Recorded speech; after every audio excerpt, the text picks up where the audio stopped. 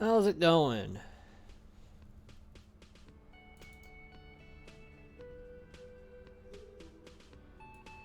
So I'm back.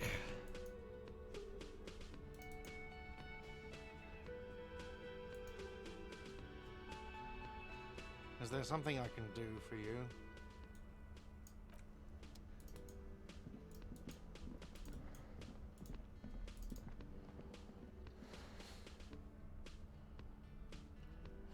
So I'm back at it.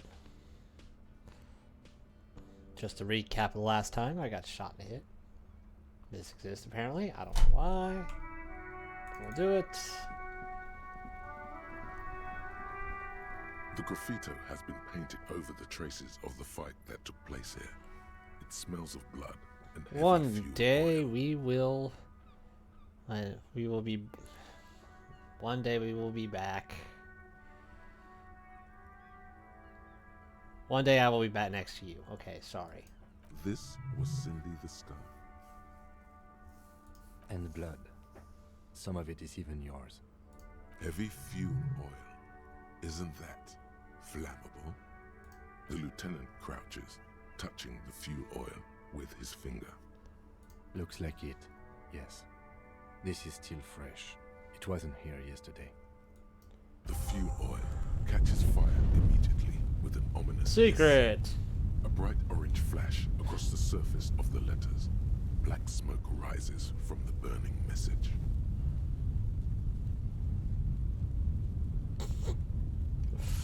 The lieutenant has taken a small step back. He looks at the face illuminated by the flames and nods silently. Then the fire falters.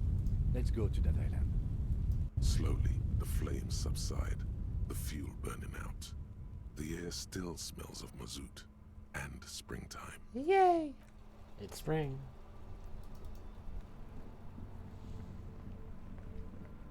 Mon Dieu! You set it on fire! What kind of a policeman are you?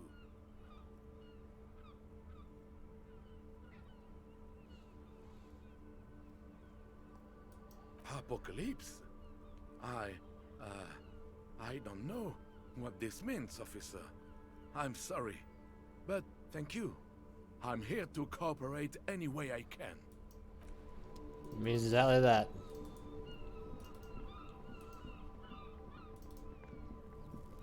My man, you're alive. Almost. Kind of. Live and limping. Man, what a day. I missed out on most of the action, but I heard it was quite the encounter. Had a strong sense of finality to it. As it should. So what's next? You guys heading back to Jamrock now? Talk is local union muscle were behind it all. I'd reckon the case is closed, even if it kind of turned into a shit show. Hey, that's just what I heard. Old wives' tale. So, what next? Good luck with that, my man. Ain't easy being you, but hey, you're still breathing, right? Okay. Is it wise to share information about the case like this, sire? The Yes. lieutenant throws you a quick glance. What are you doing? Woof. Good on her. And good on you, too, my man. That's merciful. Downright merciful. You cops keep exercising that muscle, and people will be more willing to cooperate, you know. All right. That's enough sharing details about the investigation for one day. Fine. Jeez. Whatever.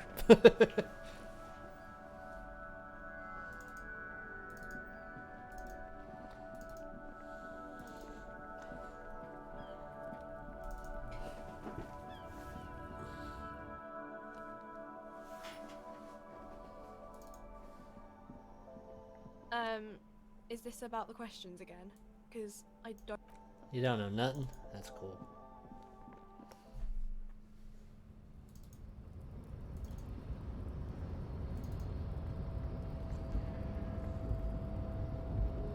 The boyadero stares at you with respect, then gestures towards the trickles of blood adorning your clothes. Yeah, I got shot. No big deal. Yet you live. It goes back to an older era where this was commonplace. You have a true boyadero heart. hiding, gathering themselves. The harbor's in full lockdown, friend. No getting in or out, for the time being. Time will tell.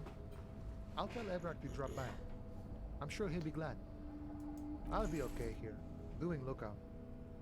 Quite the sight, aren't they? Getting to like that red I am. Don't worry about me. I live to alleviate the worries of our brothers. See if any insane killers turn up. Then I'll run. And live. You know it, friend.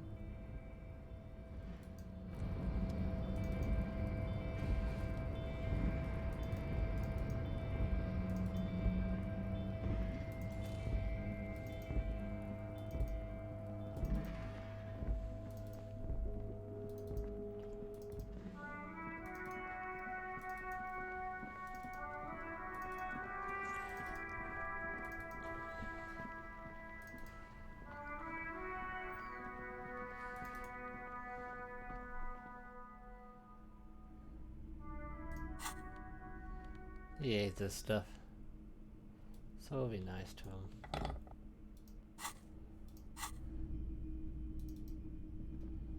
Between you and me, this is why I don't get involved in local politics. So it goes. Now, what can I do for you?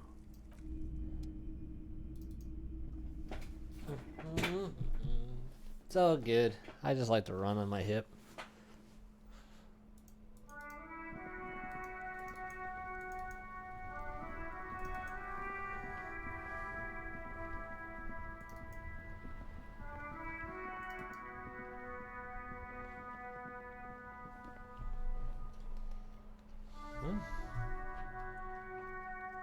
That ain't good.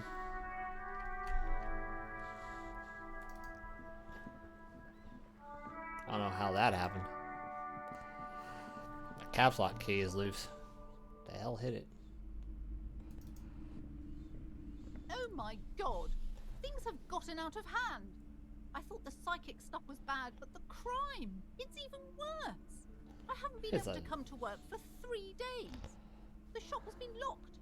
No sales, gangbangers running around, shooting everyone. I know I shouldn't have bought a shop in this ghetto. Oh my god! Even the police can't take care of all of this. Just look at that limp. Someone should do something about this. Maybe I should close the bookstore and open a psychic studio. Yes! It makes sense. Crime is the 6th element, you see. The darkest element. I could teach people to protect themselves against bad energies and to fight crime.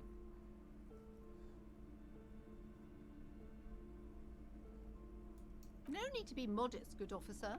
You've convinced me. It is a great idea. Thank you for the inspiration. In the meantime, do buy the books. As many as you can. They won't be here for much longer. Is there anything else I can help you with? Yeah, sure. What do you mean, actual source? I thought this issue was resolved.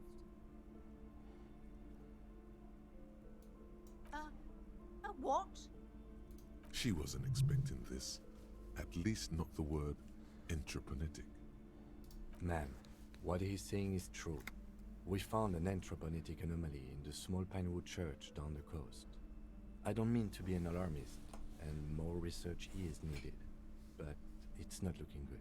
But that's not in any of the ancient texts. How am I supposed to protect my bookstore from that? Tell her the truth. It's out of her hands.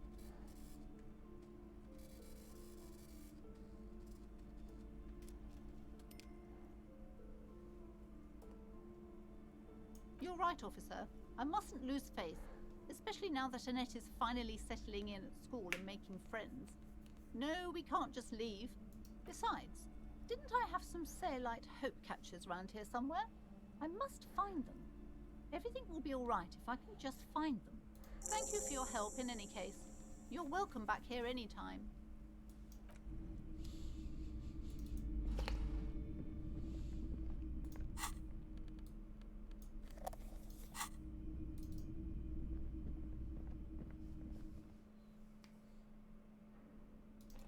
Eventually, right? Eventually. The barbell waits patiently. Well, I'm not good at this, huh?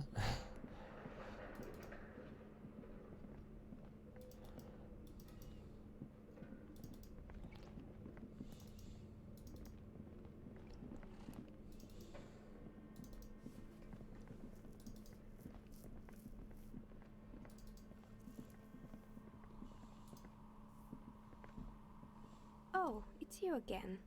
Are you looking for a die?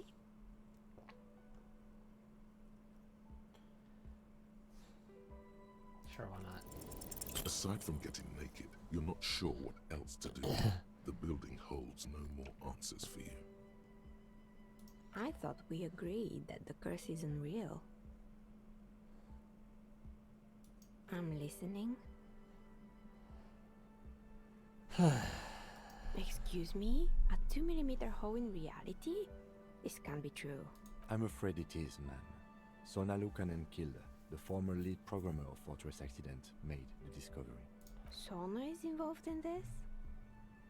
So it's even worse than I thought. It's not just the commercial area that's cursed, it's the entire world. She looks outside the window where daylight has filled the yard.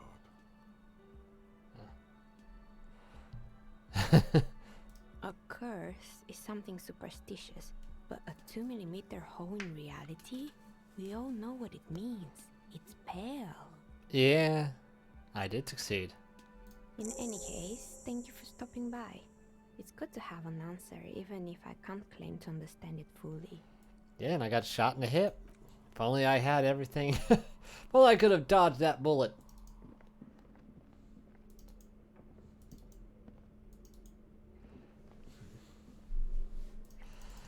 Oh well, I'm still running on it. I don't think it's gonna do much.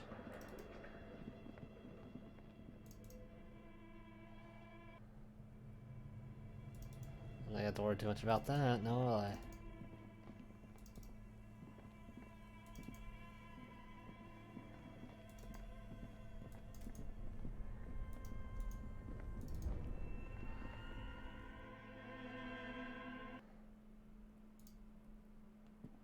An old called East Delta Commerce Center. This must be the name of the doomed commercial area.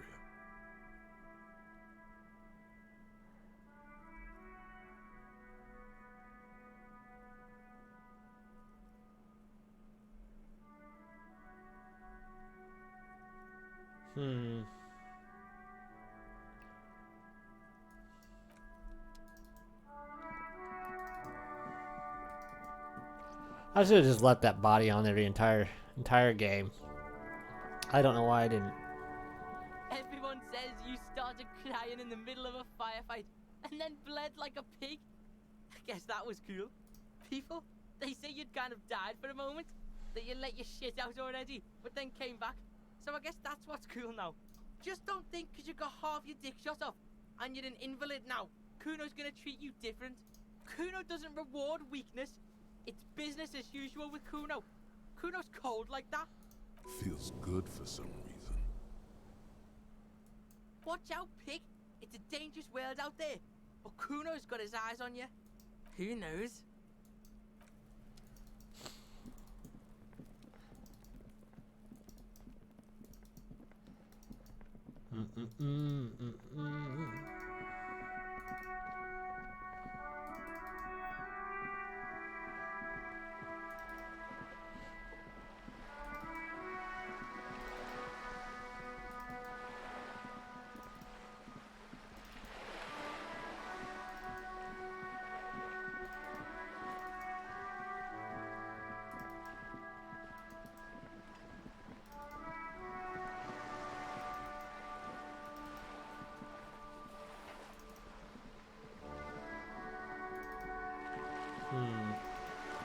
Alrighty.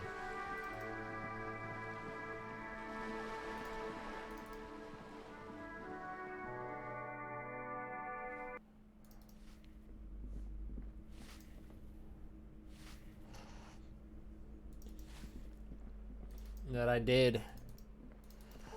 Other than getting shot in the hip. That was a 3% or so, I don't know. Maybe it was meant to be failed. Unless you're lucky.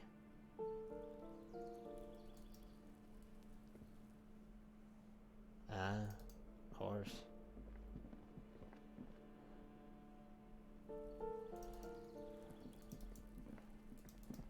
%3 chance you would think somebody would succeed. Just once.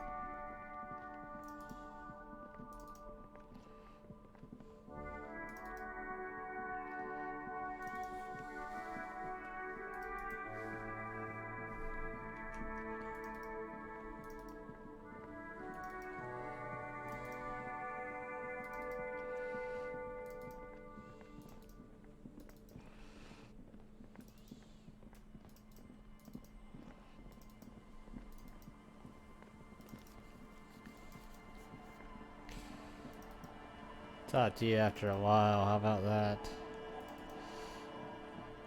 Our tenant, the policeman. I hope the waves don't keep you up I at did. night. What can I help you with? I got shot.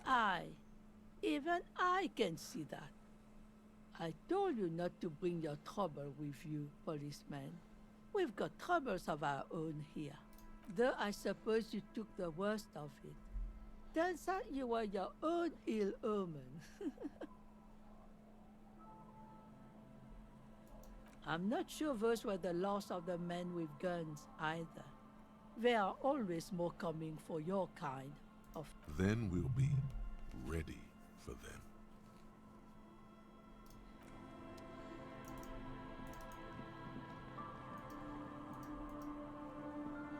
The scruffy-haired little...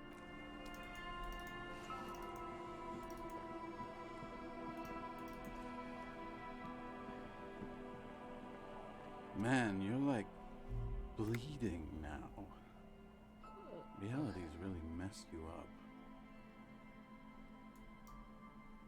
It has. You think you're unlucky? Danko. Danko. There's no...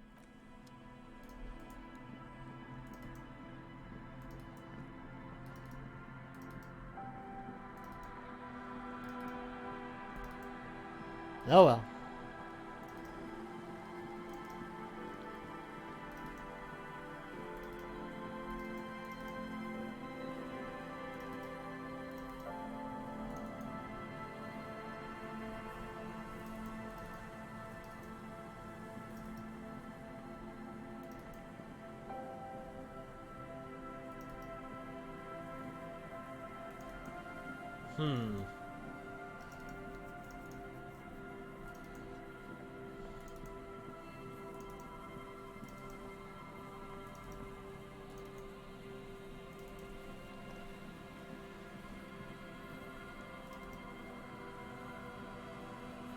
Oh, that guy's gone. Whatever.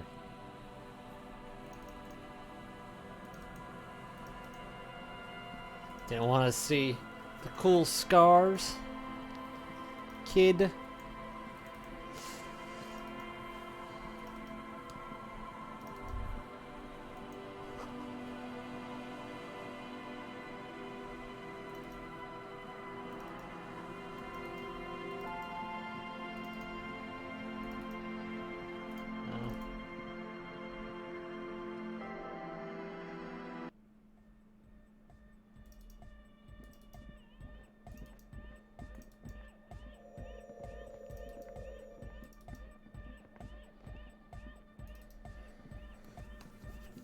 Yes, what is it?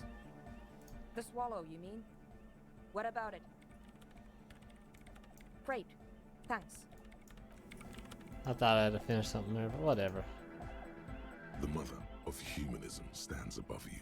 The old woman in the village was right. This must be it's a minor landmark, not easy to find. Most maps misplace it. It was built not long after Revachol's founding, 300 or so years ago, by first-generation settlers. On the coast of an uninhabited archipelago where only animals had roamed before, in the wild reeds. There used to be 7 stave churches on the coast. Les Sept Sœurs, they call them. The 7 Sisters. Only one remains. The rest were burnt in the revolution, used for building materials. We should be respectful here, although the building appears to be deserted. We have already found the instigator. I'm not sure what else we could want from here. Respectful? Is the lieutenant a follower of Delorianism? Yes, we all are. Her name, body, and rule are synonymous with humanism. The laws we enforce are Delorian in origin. Don't know. Looks like a lever. I have no idea what you mean by that. We've been standing here long enough. We should look around, or get out.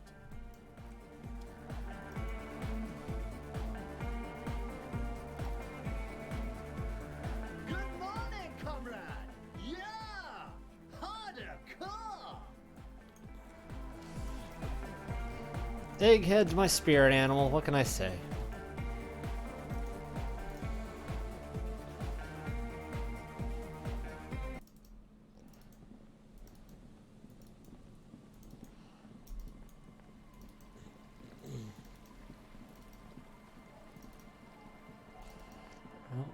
let's go to the island. I don't really have a whole lot to work with right now. I think everything else is...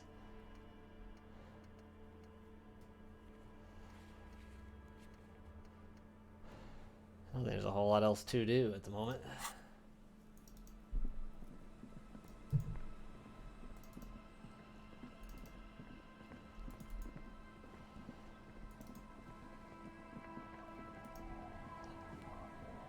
Officer, what happened? You're limping. Why are you limping? You look terrible. You're not limping. You're you. I've been running all day. She sounds almost disappointed with you, reprimanding you for falling and hurting your knee.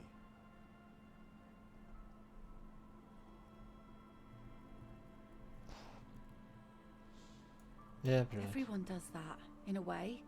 You don't have to get shot for that. What happened to you anyway? We heard gunshots from the town. They were closer than usual.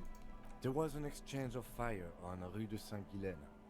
It's nothing to be worried about, madame. You didn't only get shot.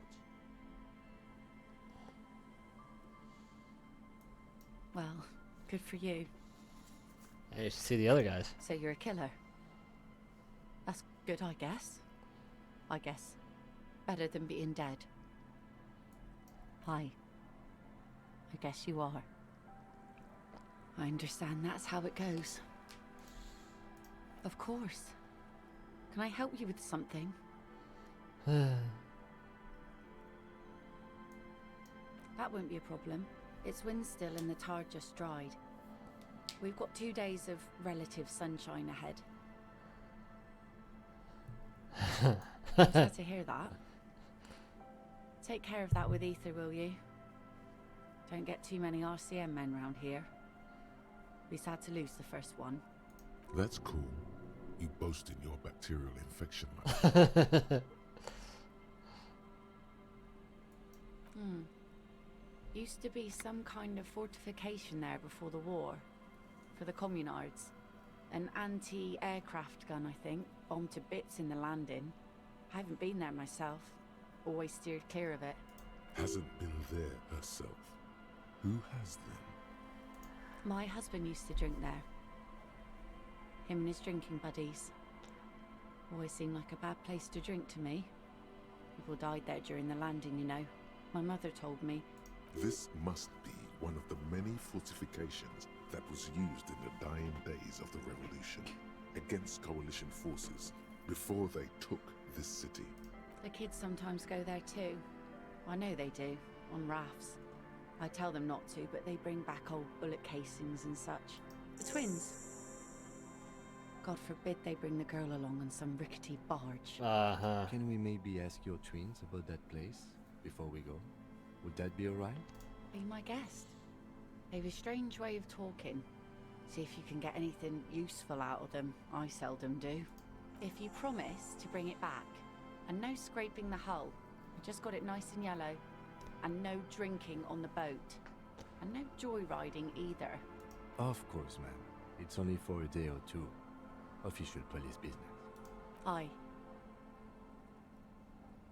If I want to ride. See, that makes me not want to lend you my skiff. On a boat, rocking leads to capsizing. That there is an absolutely 100% rock-free skiff. You got that? Well, most of it's sunken. Underwater. That means concrete underwater. Cut your boat if you're not careful. Be sure to enter from the south side. Water's deep there. Aye, aye, Captain. Please be conservative with the fuel, will you? Just filled her up, but it's a small tank.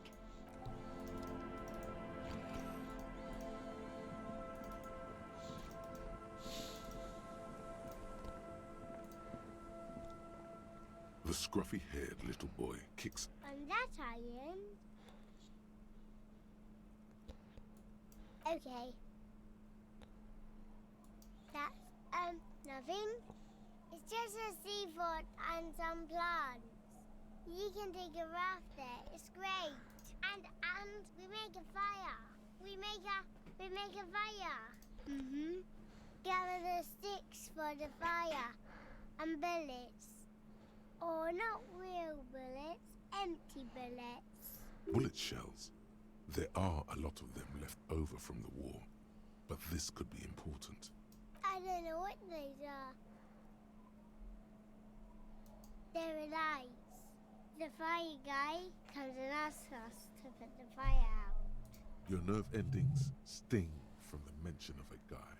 They must mean a human being on that island, but it's cut off. No. Yes. Let's go with yes. Because he asks to put the fire out. I don't know. He doesn't like it. He don't like people to be there. You shouldn't go. Yes. Because he doesn't want to be found. Smoke traces. Did you mean there are electrical lights? Yes. No, he doesn't live there. I don't think. No, he lives there. Been there twice, 2 times. He doesn't live there. He isn't there sometimes. Anything else? What does this guy look like? I don't know. We ran. He just yelled we shouldn't be there. Our father killed himself. Don't say that, he didn't. Shut up. Don't punch your brother, please. Don't start crying. We still need to ask more questions. I'm not gonna start crying. Doesn't even have anything to do with this, you. Father isn't the fire guy. The two things are unconnected. Your question didn't make sense. There's Lights, fire guy. We should check up on that island.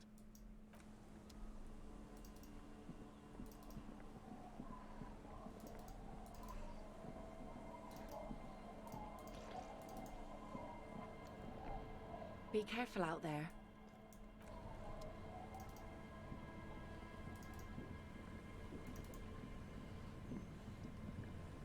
A skiff with a small steering engine in the back floats on the calm mirror of the sea. Its 2 seats are empty. Once you get in, that's it. One pull of the starter handle, and you're off into the bay. What else do I have to do? Trepidation comes over you. Are you sure you want to go now? Have you made all the necessary preparations? Closed all your accounts? Remember what the net picker said. It's a small tank. You won't be going back and forth on this. What? Fine. Let's blast Sad FM then. Sad FM is a radio station specializing in sad, slow rock songs. You seem to know its frequency by heart. I don't think I have anything else to do. I mean, I'm looking here. I mean, I would assume most of this is on the island. So I wouldn't worry too much. There I go. Got that boombox ready.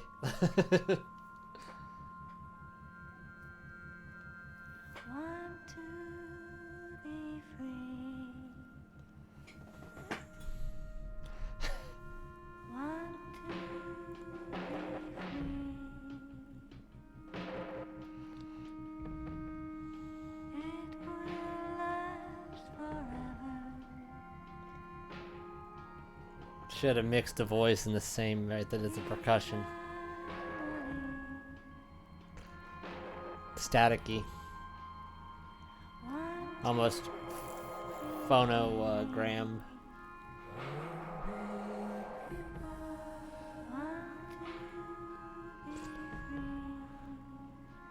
Well, why wouldn't you?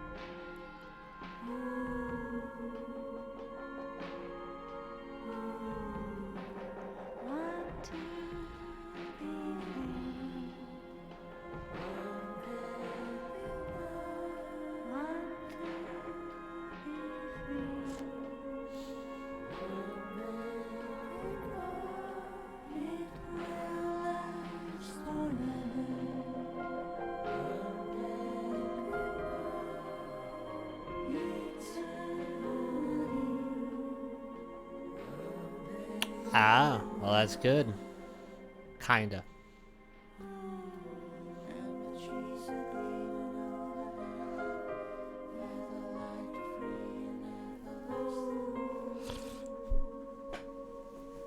I don't know what I'm doing after this.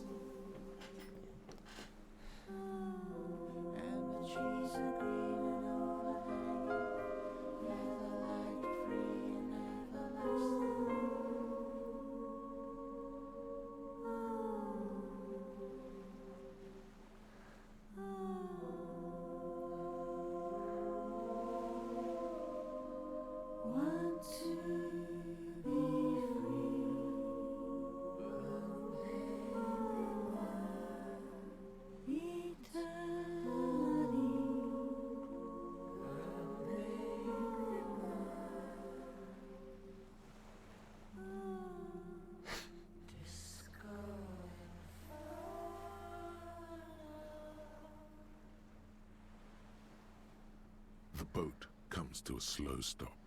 The lieutenant turns the engine off. Then there's silence. In the silence, a sputter of wings. A flock of quails takes off in the distance. Let's go.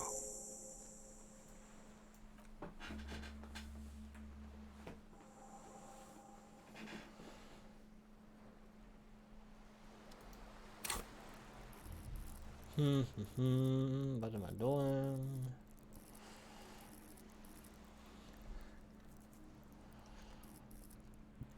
Guess I can do that.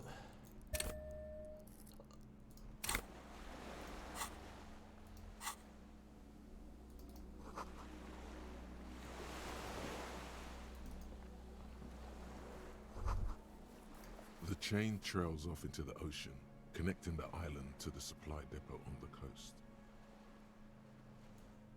Ah, yes, so it seems. For bringing munitions to the island, maybe? And supplies? You could also lock the bay when you raise the chain. As a defensive measure, lock it off that side of the bay.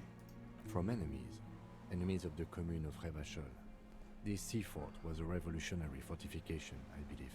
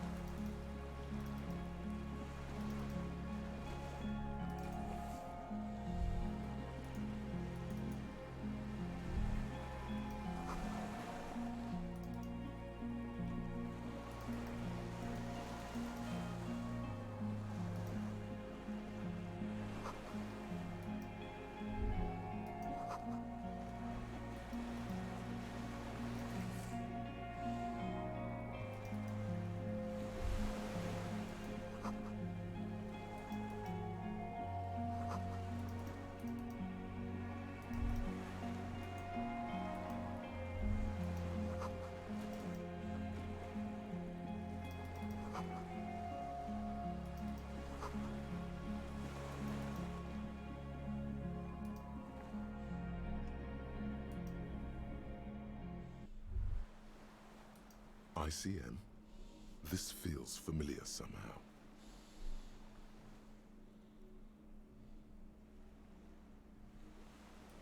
Insulindian Citizens Militia. It's the official name of the Communards Army. The black and white army of the revolution. Sounds an awful lot like. It does. The RCM may descend from the ICM. It's impossible to say. It was chaos after the war. The name was good for getting people to join us. Revachol West was mostly workers and criminals. Nice political thoughts rush through your neocortex. It's going to be hard to say them. Carrying around all that weight on a busted crutch is making you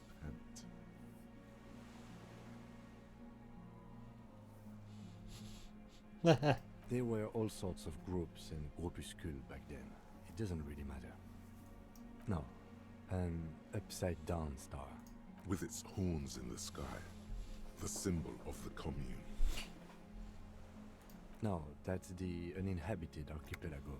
A DeLorean-era symbol of Insulinda, known as the face in the sea. After 44 years? That's not nearly enough to hide what happened here, Lieutenant Gefreiter. One of these barrels was still leaking fuel, as you saw. The city is full of things like this. Old bullets, guns, fuel.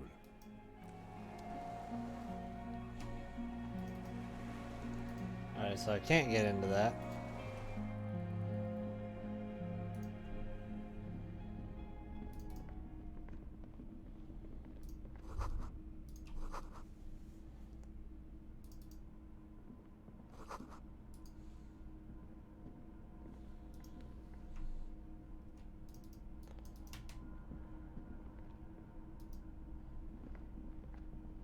An old cylindrical generator is nested above the ammo lift, with makeshift electrical wiring running out of its side and across the floor. The cables disappear into the wall to your right.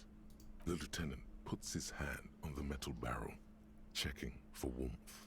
It's cold now, but someone has been maintaining it. The wiring has been repaired. The lieutenant assists you, holding the canister up to the fuel tank as you tilt. Dark brown, viscous fluid pours out, and the room fills with a chemical smell. There's a red starter switch on the side of the cylinder and a start rope on the other side.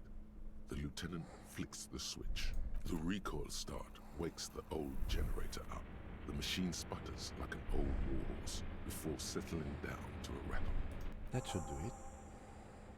Downstairs, somewhere? The tank is far from full, but there should be enough inside to keep it going for a day.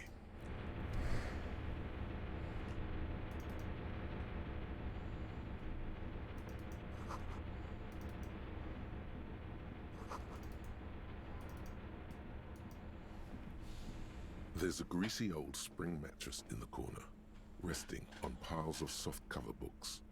White linen and a pillow are visible under a worn-out caracol blanket. Someone has been squatting here. The linen is fresh, recently washed. You force the rest of the sentence out through pain, thick as molasses, no longer able to hear yourself speak. You know, officer, you can rest here if you are feeling tired. I will keep watch. You could use some rest for what's ahead. Yes, anytime. If you need a rest later, it's okay by me. You don't have to be a hero. Yeah, I don't, but I will.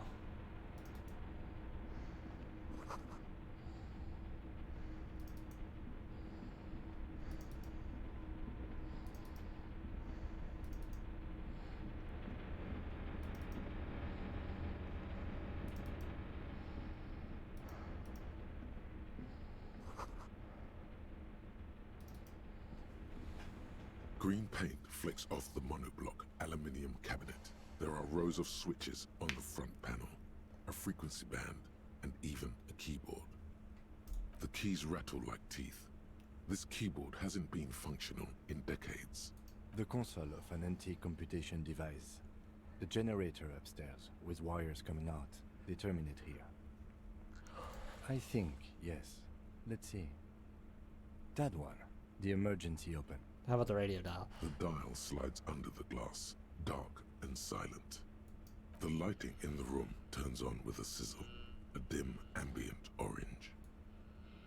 The blast door opens with a series of clicks. A shaft of light appears, then widens as the light shines in.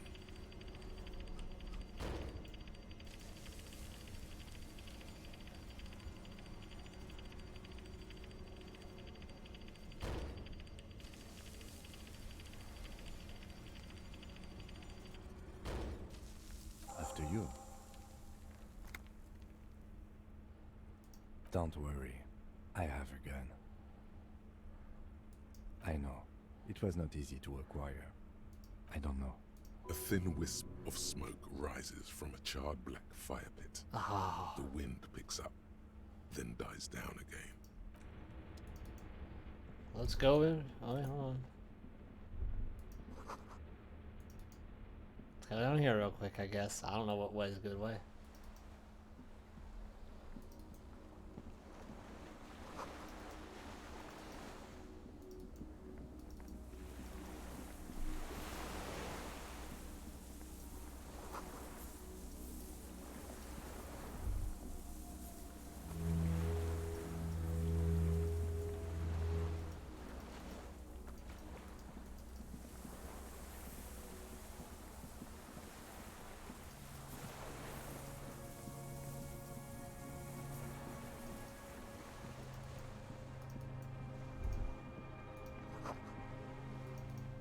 If I do fall.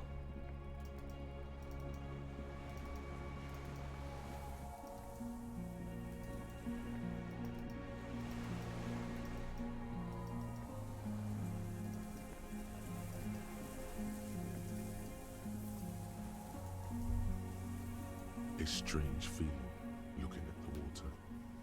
Maybe you should just wander off into the sea.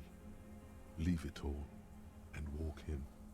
But why? Perhaps there's someone there, under the water, waiting. Why are you crazy? Where it has always been. In front of the video rental, on the corner, at the crossing. Maybe you know it's going to hurt. Yes, cold and still. But love is warm, like the inside of her mouth. Yes, yes, yes, yes. No, we're not starting with that. Not now. Not this time. This thought is over. In the snowy mirror of the bay, you see Martinez, reflected. Islets and posts, like stepping stones, lead into the water in front of you. I'll worry about that later.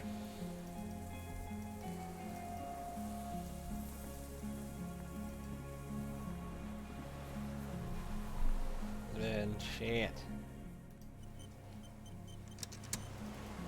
It's now or never. Well, you know what?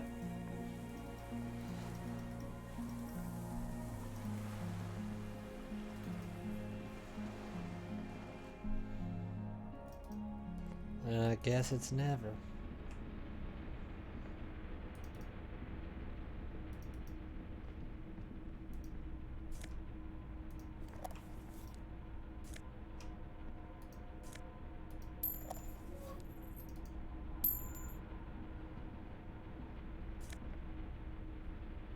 Huh.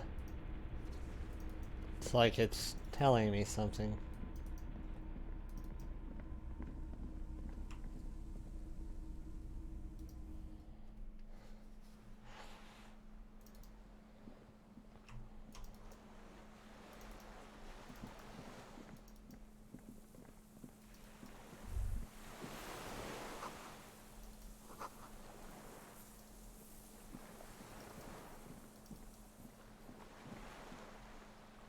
Oh, hi, dude.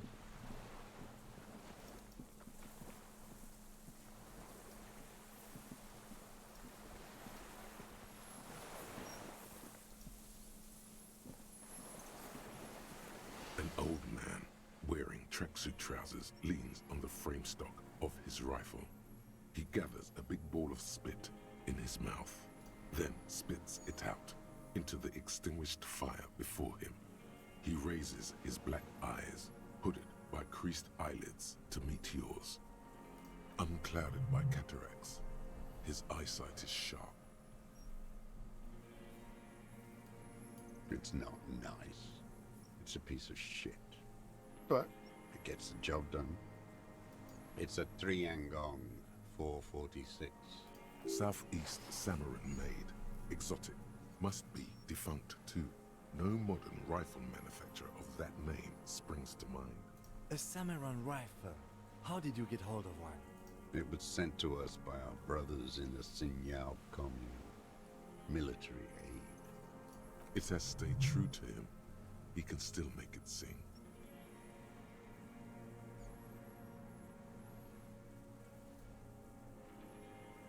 The what now?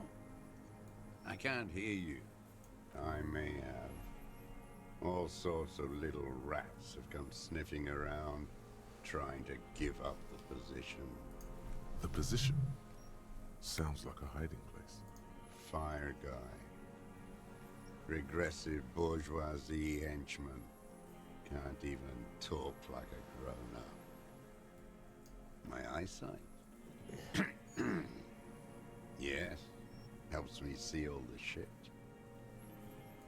I did. And you opened it. How? I should have burned that console down. Reactionary rock and roll music. Playing on the water. You know it. Told you we shouldn't play sad FM. Sad FM, huh? I always hated that station. Phlegmatic counter-revolutionary dirges. Sadness is a mental illness, a weapon of the bourgeoisie. What are you? The fascists were right about rock and roll. It is degenerate, hip gyrating, mental illness music. You heard me. It's good now, like chalk wiped from the board. He's right. Almost no one remembers there was a third metastasis of the World Revolution in the Saffrey Empire, extinguished in '06. They wouldn't like hearing their name in your mouth. Damn dog. The time will come to win his trust, comrade. It is not now. You need to take care of the gun first. Yes, I bet you've killed a lot of people with it. You fascist fuck. Have you come to make me one of them? His right eye twitches. With what? Fear? Rage? We have come to ask you questions, nothing more. If you do not comply, we will take you in. Do you understand?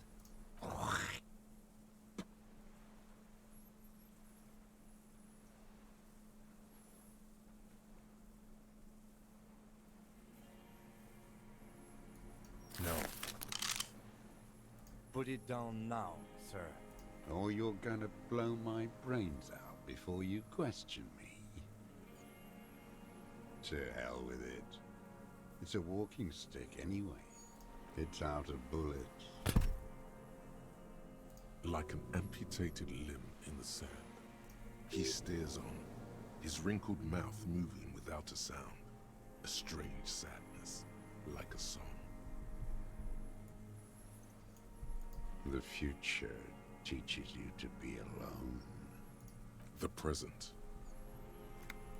The present to be afraid and cold. Real music. Real Proletkult. That's La Revacholière, not your rock and roll misanthropy. Chanson de soldat of the black and whites. Marching song. Forget about that for a moment. You need to address that remark first. There you go. One of three. In Grad, they sang Brave Children, favorites of history. And in Sinyao, it was some Samaran shit, I guess. In Sinyao, they sang Boy with a Scythe, Golden Sun. I fucking know what they sang. I watched those little fuckers die in my arms. Little ones came to help us. Got cut to shreds. You don't fucking tell me what they sang. His nostrils are still flaring with rage. He brings himself back under his own stewardship, slowly. Everyone has. They named a fucking perfume after it. Talk to her. God, shithouse. Should have taken it down like they did in Grad. Dismantled it for firewood. All around you, the air slowly circulates the islet, carrying little swallows and black-beaked seagulls in its slow drift. They all, every one of them, every bird, mammal, and crustacean, keep their distance. How did it go? Something about shooting rabbits. I don't know. I can't remember. It doesn't matter. It's gone now. He waves erratically with his hand, annoyed that he can't remember. A little tremor passes through him. So, if I can shoot rabbits, then I can shoot fascists too. Those are the next lines. What are you talking about? He doesn't recognize it.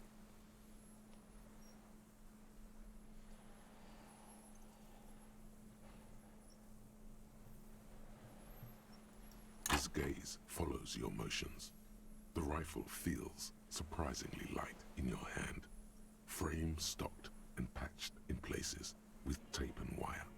The rifle's in a shabby state, like a crutch that's seen too much travel. Hieroglyphs are embossed into the forearm, made of walnut. They say Triangong 4.46, Sin Yao Commune, for Safre and for all mankind. What does it say? That's what the little guys told us. Every day at 4 o'clock in the morning, they go on and on about their Safri, their mankind, and Mazov. Those men were commandos. They weren't shit on a stick like us. They were small and... On the butt, you see Vespertine writing, burnt into the wood.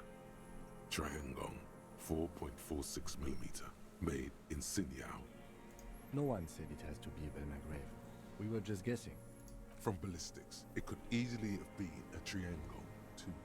It doesn't matter if it was made in Shanti Shanti. All it has to do is use jacketed ammunition. And it does. The right type and the right calibre. The old man keeps following your motion with his gaze. His right arm twitches suddenly. Some kind of involuntary response. Something is slightly off with his motorics. This looked very much like the murder weapon. It can be used against him to get a confession. In time.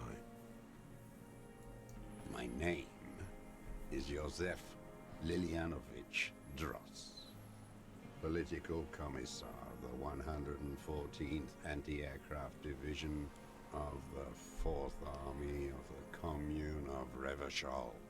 I am a deserter, a partisan, and a prisoner of war. This is my termless surrender. The Commune of Revachol? Do you mean the ICM? Your holdover from the... From the Insular Indian Citizens Militia, the army of the revolution. I was recruited in Jamrock in 07, trained in the École de Contrôle Orient, and consigned to emergency defense duties in 08. I left my unit on the eve of the landing. When I returned here on May 14th, the commune had fallen. Still armed and ideologically trained, I wrote a criticism of myself and resumed partisan duties. 51 minus 8 equals 43.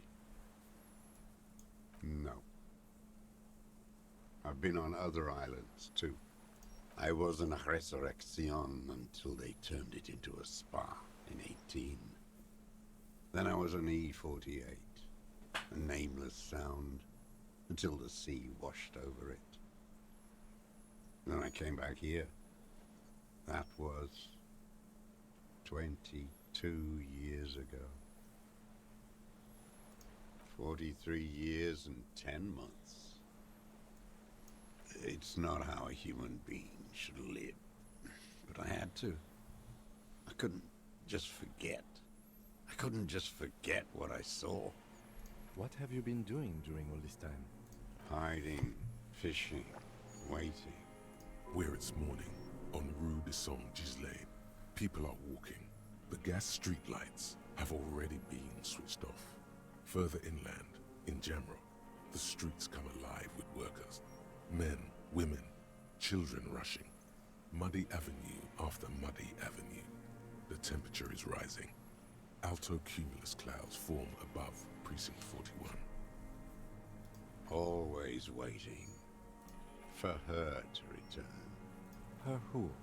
Girl child, revolution. A waste. The material base for an uprising has eroded. The working class has betrayed mankind and themselves. The historic opportunity for a revolution has passed. It will not come back anymore, however hard I try, whatever I do. I was just 16 years old. 15 when I volunteered. I had a lapse of faith. And of courage, too. Well done. I won't explain it to a minion of capital. I was just, you could say, I misunderstood the historic role of the proletariat and thought Mazovian socioeconomics were fallible. For a second, I doubted the irreducible laws of historic materialism. A second is all it took for reaction to take hold.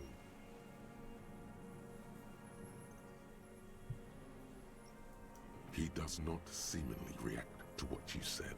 He does not believe a police officer is genuinely revolutionary. Oh, yeah? And this was when? May the 13th, 08, 44 years ago.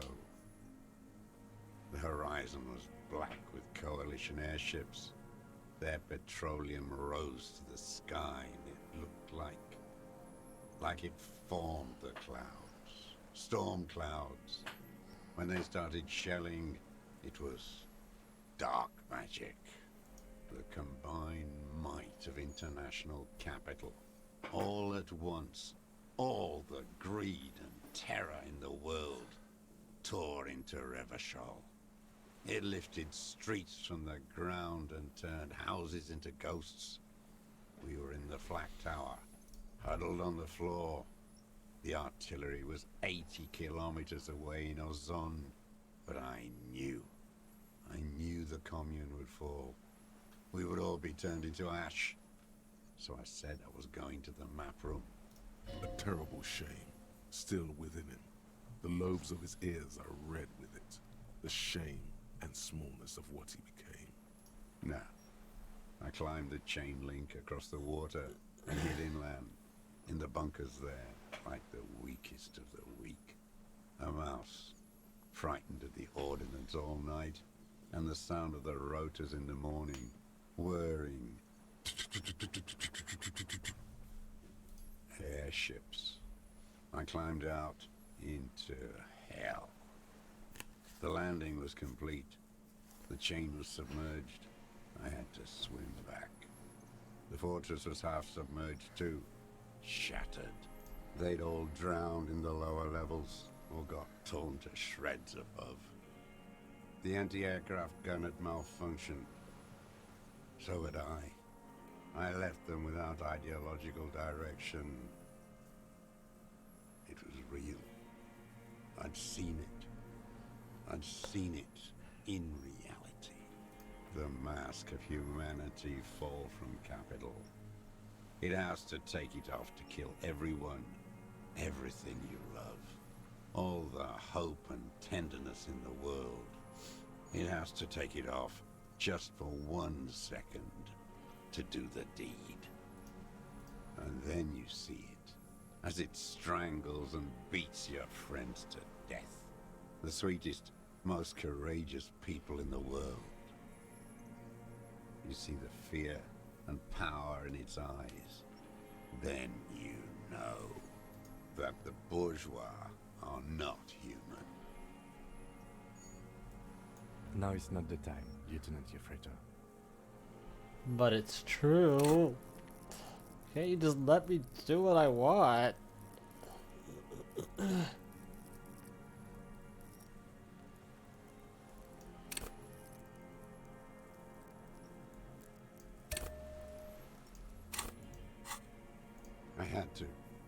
I had to fight it. I could not stop anymore. It's not an island, Dwat. It's a defensive fortification of the commune of Revachol. And I am its last surviving defender. The congenitally deformed King Philip II built it to restrict access to the Bay of Revachol. We captured it in '02, retrofitted the fort with an AA gun to defend against an airborne landing. Against the whole world. Coalition military called it Operation Deathblow. I later found out on the radio they called it death blow. You're one of them. Tell me, who speaks like that? We had 50 million people on Caillou alone. Sure you are. You're RCM. Answer me. Who calls an operation against 50 million people death blow? Iblis. The black-eyed angel. How does anyone survive? I steal. Now hold on there. Supplies, vegetables. I collect rainwater. It's the life of a dog, not a human being. How is your health, Mr. Dross? I've been throwing up blood since winter. Red, like beetroot. Been passing it in stool, too. He does seem frail. Gaunt for his age. More like 75 than 65. Trouble putting on weight could mean cancer. The RCM can provide medical services. You need to be looked over.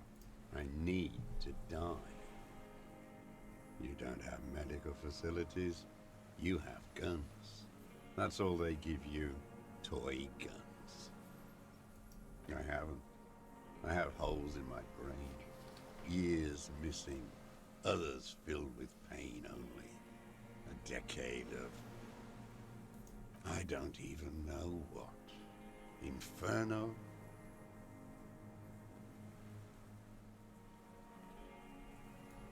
No wonder. All your minds are rotting from the radio waves. I watched the traitors of this city turn the lights back on. More and more each year. Ruins glittering in the dark like a fucking merry-go-round. It's disgusting. It was hard in the Thames. I didn't have partisan training. They were searching for stragglers, those bloodhounds. Floodlights on the water at night. There were posters, campaigns. We communards still hoped, and they needed to snuff that hope out. The East capitulated. Martinez and Cold City were turned to dust. But Jamrock, Forburg, even Coron, and Boogie Street, of course. Those fucking kips had Marsov coursing through their veins. And others too. Some cordons of Revachol was still fighting. There were cells. I tried to contact them. Soon they all went silent. The frequencies dead. At night, I used a dinghy. I only went after dark then. When I got to the city, I stayed underground. Patrols, you lot, the commons too. They'd started snitching. In the city, you move underground? From bunker to bunker. Not anymore. No one cares now. I don't even have to hide. They think I'm another antisocial vagrant. I could walk straight into that town if I wanted. I just...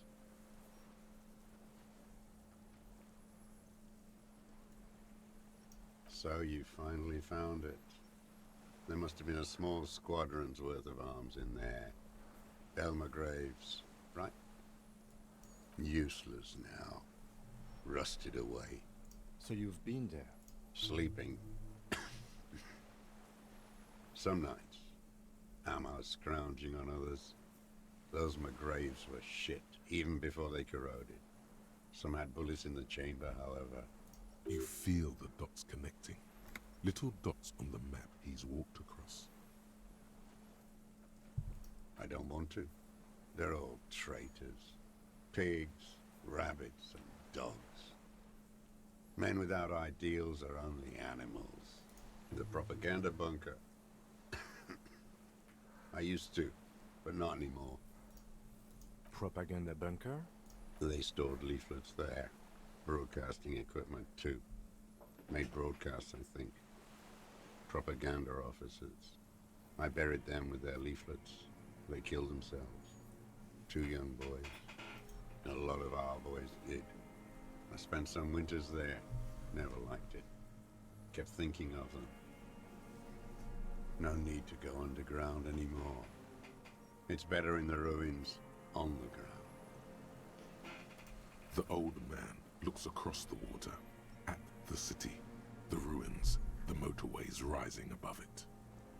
You're with the RCM, the coalition-appointed mob that enforces bourgeois morals in Revachol. Rock and roll posturing. Yeah, You're pretty the much. RCM. You represent the Moralist International, the enemies of humanity who took this city. I represent their adversary, le Parti Communiste Insolente. Take me to them as a prisoner of war. I have relinquished my weapon. I can no longer serve.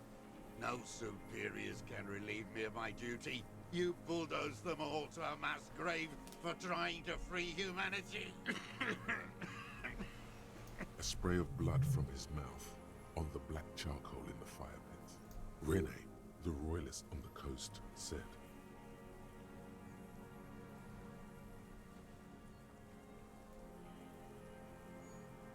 Liberal reactionaries signed that instrument. Traitors who should have been burned alive. I answer to the Communist Party. Is that part of why you've been here all this time? Because the party didn't surrender? He just wipes the blood from his chin. Honor is a feudal atavism. My motive is class.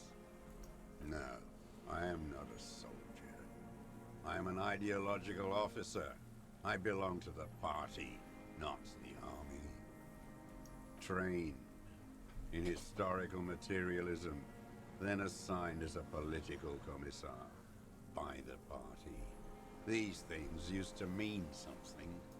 The old man does not answer. He tilts. His job was to assure the army answers to civilian control and follows the ideology of the commune. Scientific communism. A commissaire politique is a night philosopher of the revolution, a future human. Awakened from shutdown by the promise of ideology. He nods slowly, then another tremor. No, you're not. You're a liberast.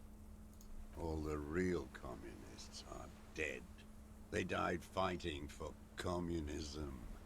Are you dead? No. You're an inert lump with a gun. Detective, we have not come here to discuss ideology. We have come to ask questions regarding a murder investigation. The old man spits into the fire pit. There's nothing serious in this world. It's a farce. I've used it for killing people. Killing people? It's a gun. That's what they're for. You want a moralist euphemism? Defending your family and your property. Oh, I great. haven't done that. We'll do that in a minute. I've used it to kill people. Interesting. During or after the war? There is no after the war. Class war is never over. So he's continued killing after hostilities ended. Okay. This is it. You can feel it, like battery acid on the tip of your tongue. Something you haven't felt in a while. But this is what you live for. This is the shit. The great serotonin jackpot. The solution. Going straight. No euphemisms. He doesn't like those. No. Be careful now. Slow and steady does it. Make him repeat it first. Don't mess this up. Remember, he wants to tell you. Get personal.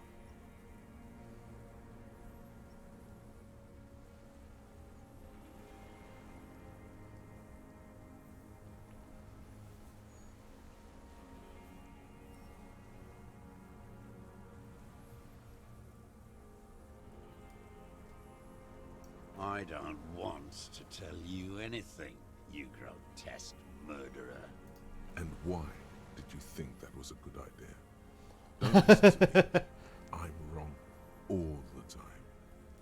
The who now? He heard you. He just wants to hear you say it again. This is dramatic flair on his part. Right choice. We're in. Do it, sire.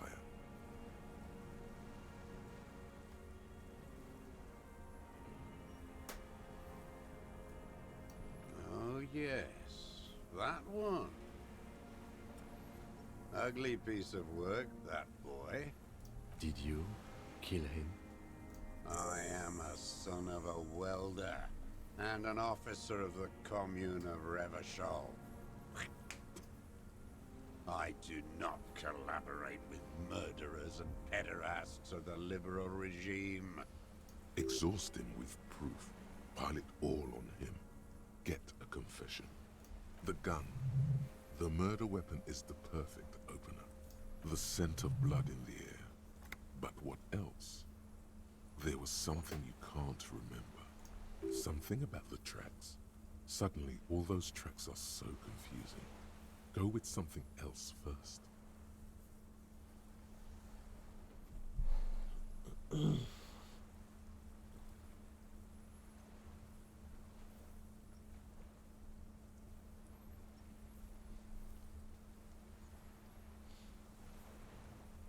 Wait, here it comes. The goddamn Maybells. The dried Maybells on Clausia's roof. Who cares? There were Maybells in the grass when you got here. And on Clausia's balcony. Wait, don't forget the footprints. The diagonal prints in the dust in the secret space behind Clausia's bedroom. Now, they're gonna come up. Yes, ouch. So good, it hurts. Those were not modern prints. Nothing else comes up. You see the lieutenant watch you. Try to stimulate thought processes by hitting yourself. I'm sorry, this didn't do anything. Usually hurting yourself does. Officer, a word? Almost where?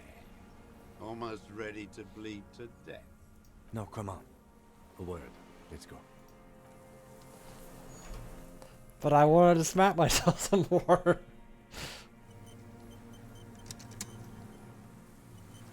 I think we will have this. From nothing to this in a day. This is good, Lieutenant Gefreiter.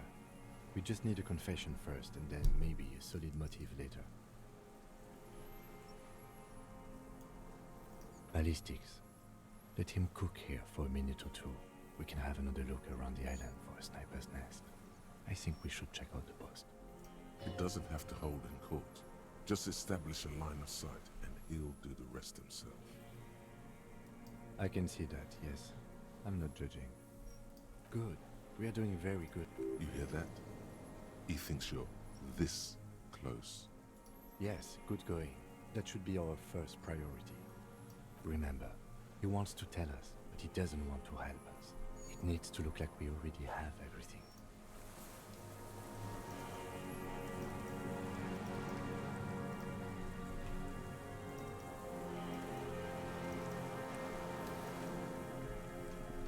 Okay, let's save it like this.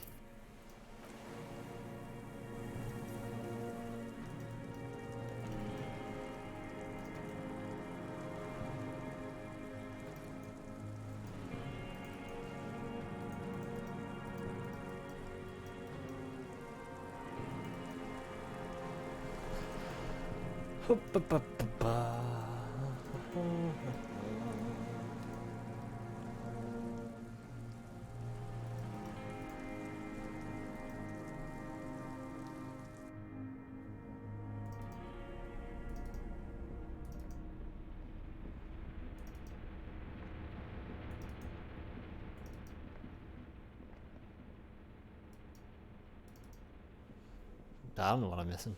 Go this way, I suppose.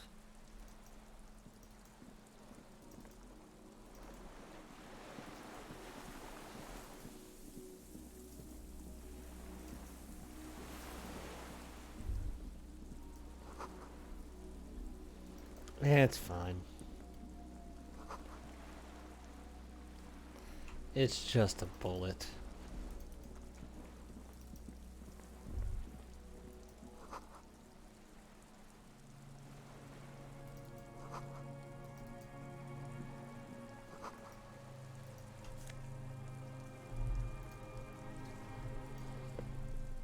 There's a rain-soaked mattress on a concrete slab, only half covered by the crumbling roof. At the head of it, double embrasures, firing slits like two eyes in the wall. B triple prime. This looks like a good place to shoot from. A single-person mattress, modern, civilian use. Branded name, Marjorie. There's a fuel stain on the cover, along with cigarette burns. And an empty can of beans on the ground next to it, filled to the brim with cigarette butts. The silhouette of a tobacco picker adorns the paper filter. The brand, Tio Moteri. Yes, it all adds up. There's a firing slit in the wall in front of you, like a little window. Quite old and grimy from years without cleaning by anything other than the rain. The springs screech as you lean on the mattress and crane your neck to look out. A small piece of Martinez coastline opens up in the square in front of you, like a tiny landscape painting. 1 kilometer across the water, the ruins look familiar. A towering skyscraper, its top floors shaved off by artillery fire. Capeside apartments. Rue de Saint-Ghislain, 33A and 33B.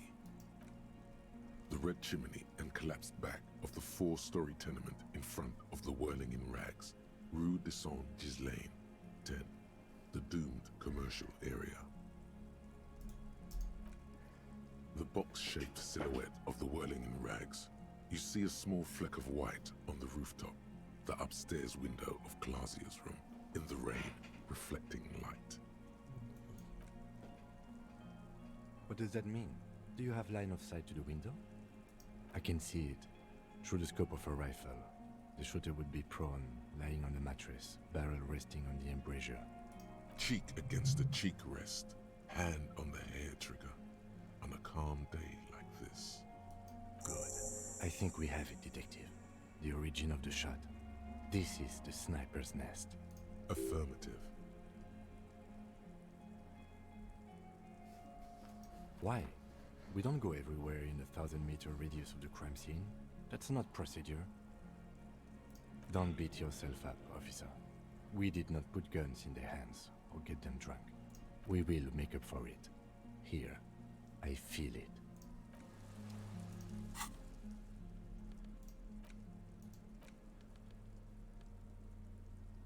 $70.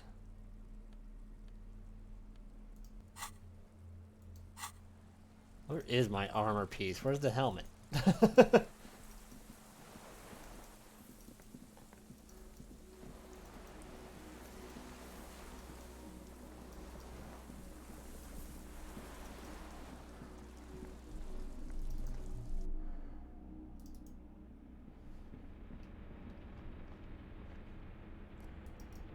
don't know what the hell is going on with this thing.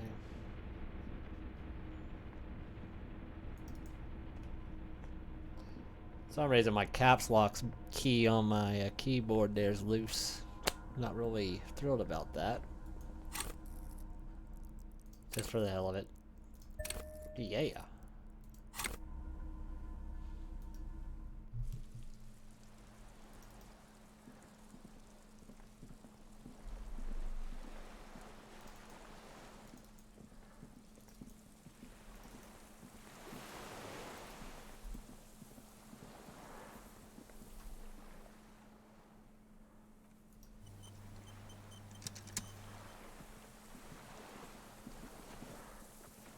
Minions of capital. What do you want?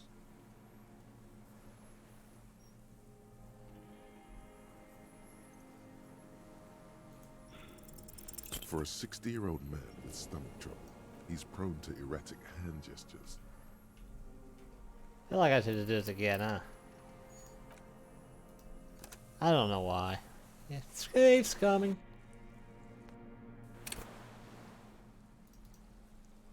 What was it? Perception? Minions of capital. Composure. What do you want? I ain't going. Alright, well.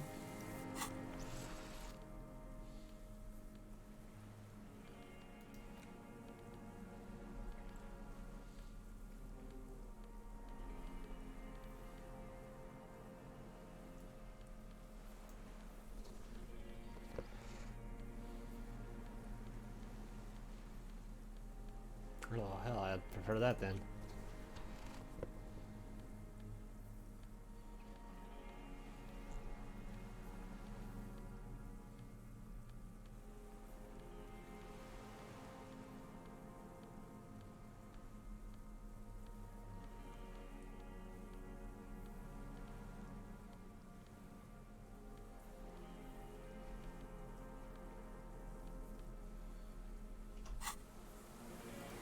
Minions of capital.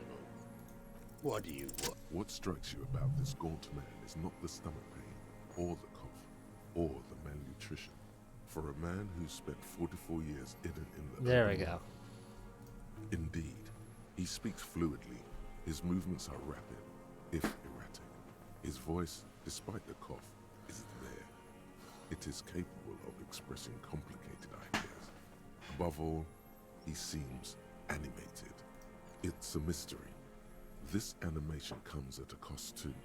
Erratic hand gestures, thought processes cut off like threads, as he just stares at the logs or the reeds.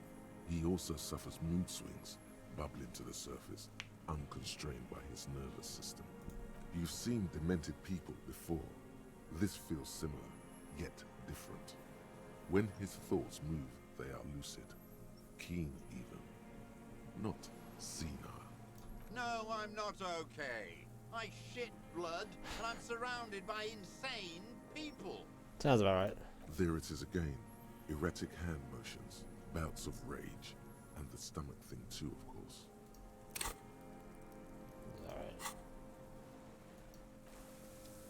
Alright. I'd like to have my boots back. But just for you, I'll wear the revolutionary hat. Just to show that we're all friends here. Minions of capital. Pretty bourgeois law. A drop of blood in the saliva. That's right. Pile it all on him now. 3 should do it. Maybe 4. Damn hay bells.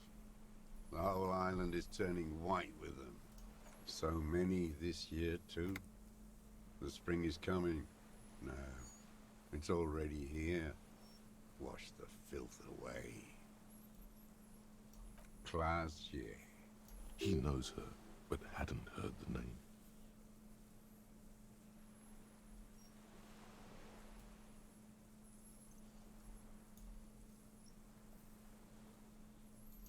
With the victim.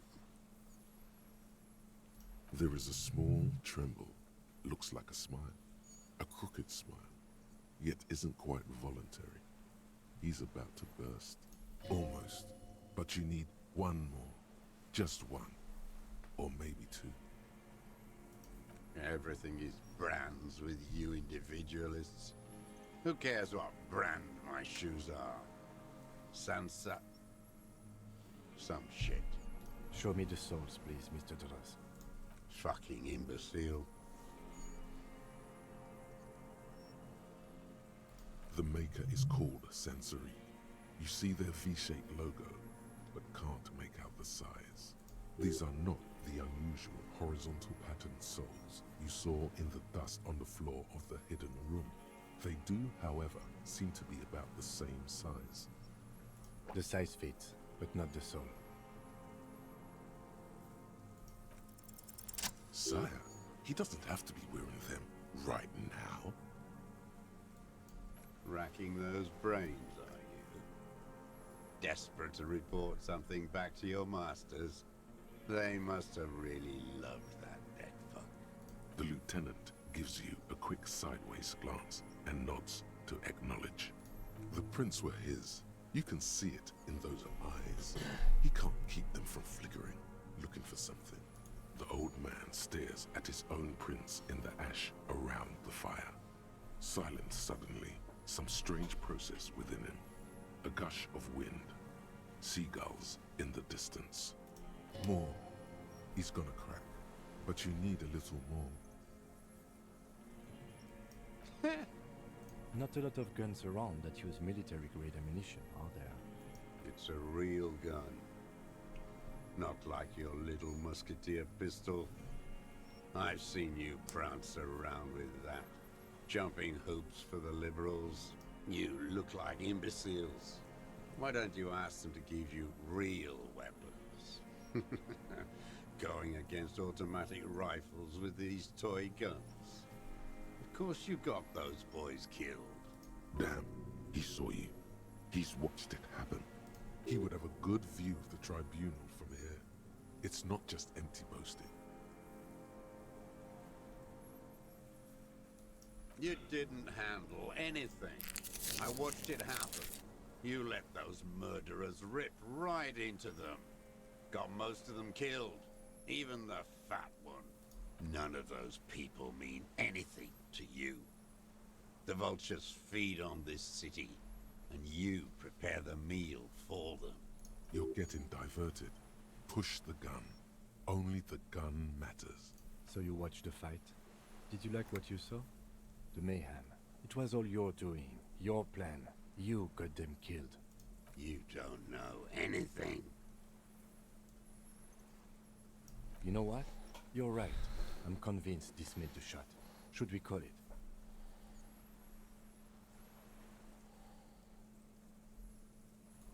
.46 jacketed ammunition, modified for range.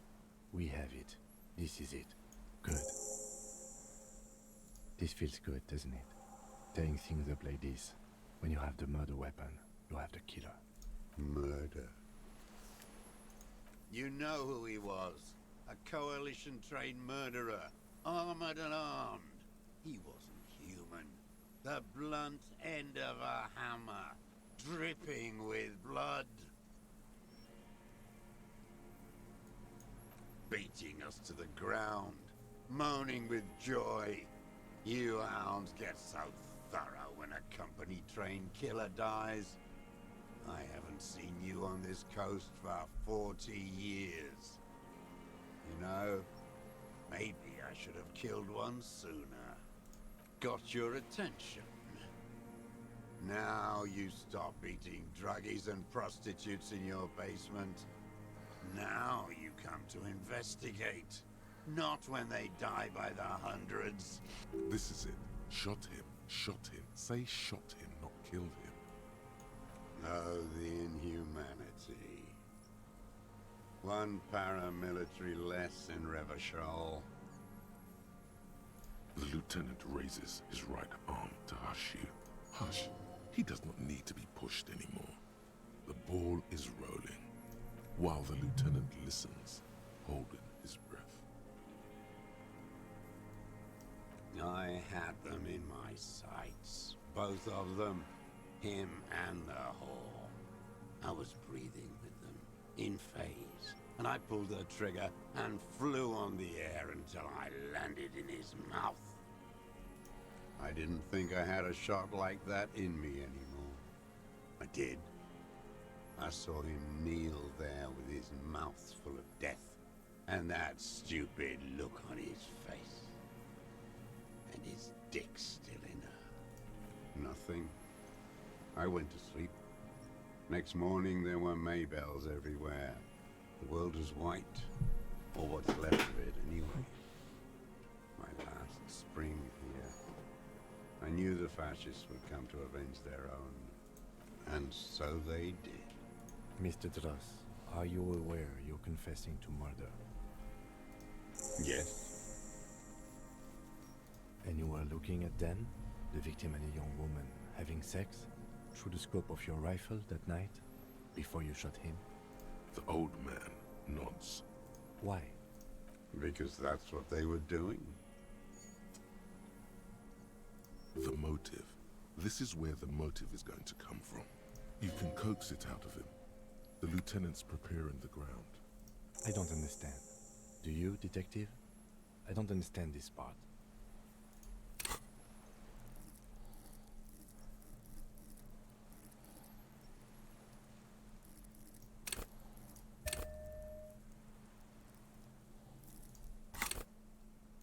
I'm always looking. Are you always looking through the scope of a rifle? I'm just trying to understand. A rifle scope has the best magnification. Helps him see all the shit. And if you don't like it? Click. Then you pull the trigger? Yes. Think of it as a form of critique. He will not stop now. These dialectical materialist types never do. Exploit it. You got him going. Connect every little piece now. Wrap this up like a gift.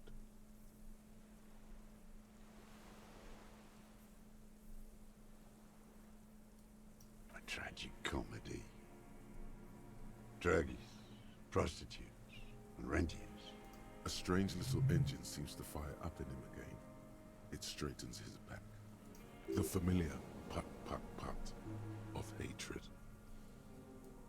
Specifically, the whole city is a charnel house.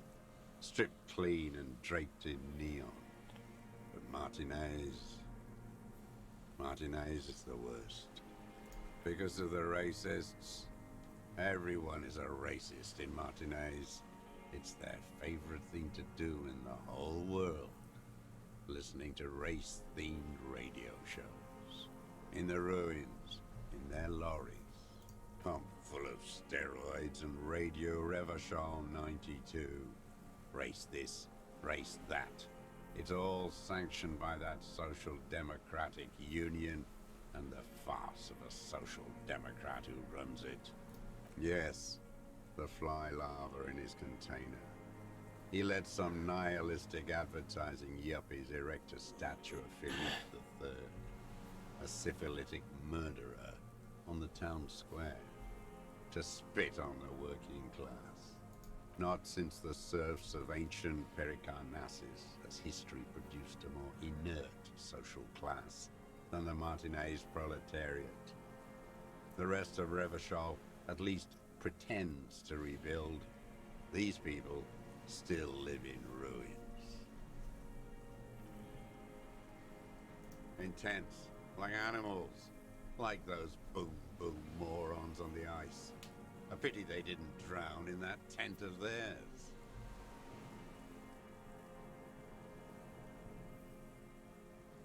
The worst of them is the blood-drenched Sucrion on her yacht, licking her lips. The old whore's gone now. Her gun-toting porcelain men are dead. So, actually, no. The worst is that old cop parading around in his uniform, throwing balls all day. It's He's not dead. enough that the racists and liberals are dancing on our graves. The old loyalist ghouls still parade the ruins too. Every morning he's there, while the parasites he fought to protect are off in Ozon, or Quayamoran, or some other island they built their palaces on, feeding on drugs and having sex with their own children. That's all the rich really want. Sex with their own children. Throughout history, even the royal bloodline of the suzerain, it's all just an excuse for them to have sordid sex. At least that old cunt, Frisell, is now dead. We did good when we pushed him under the horse car, until, in the 30s, those disco whores.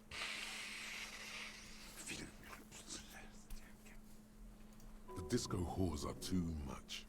Hatred shuts down his brain's language center, leaving only a nonsensical sputter. There was something about a statue and nihilistic advertising agency people. Might be worth investigating.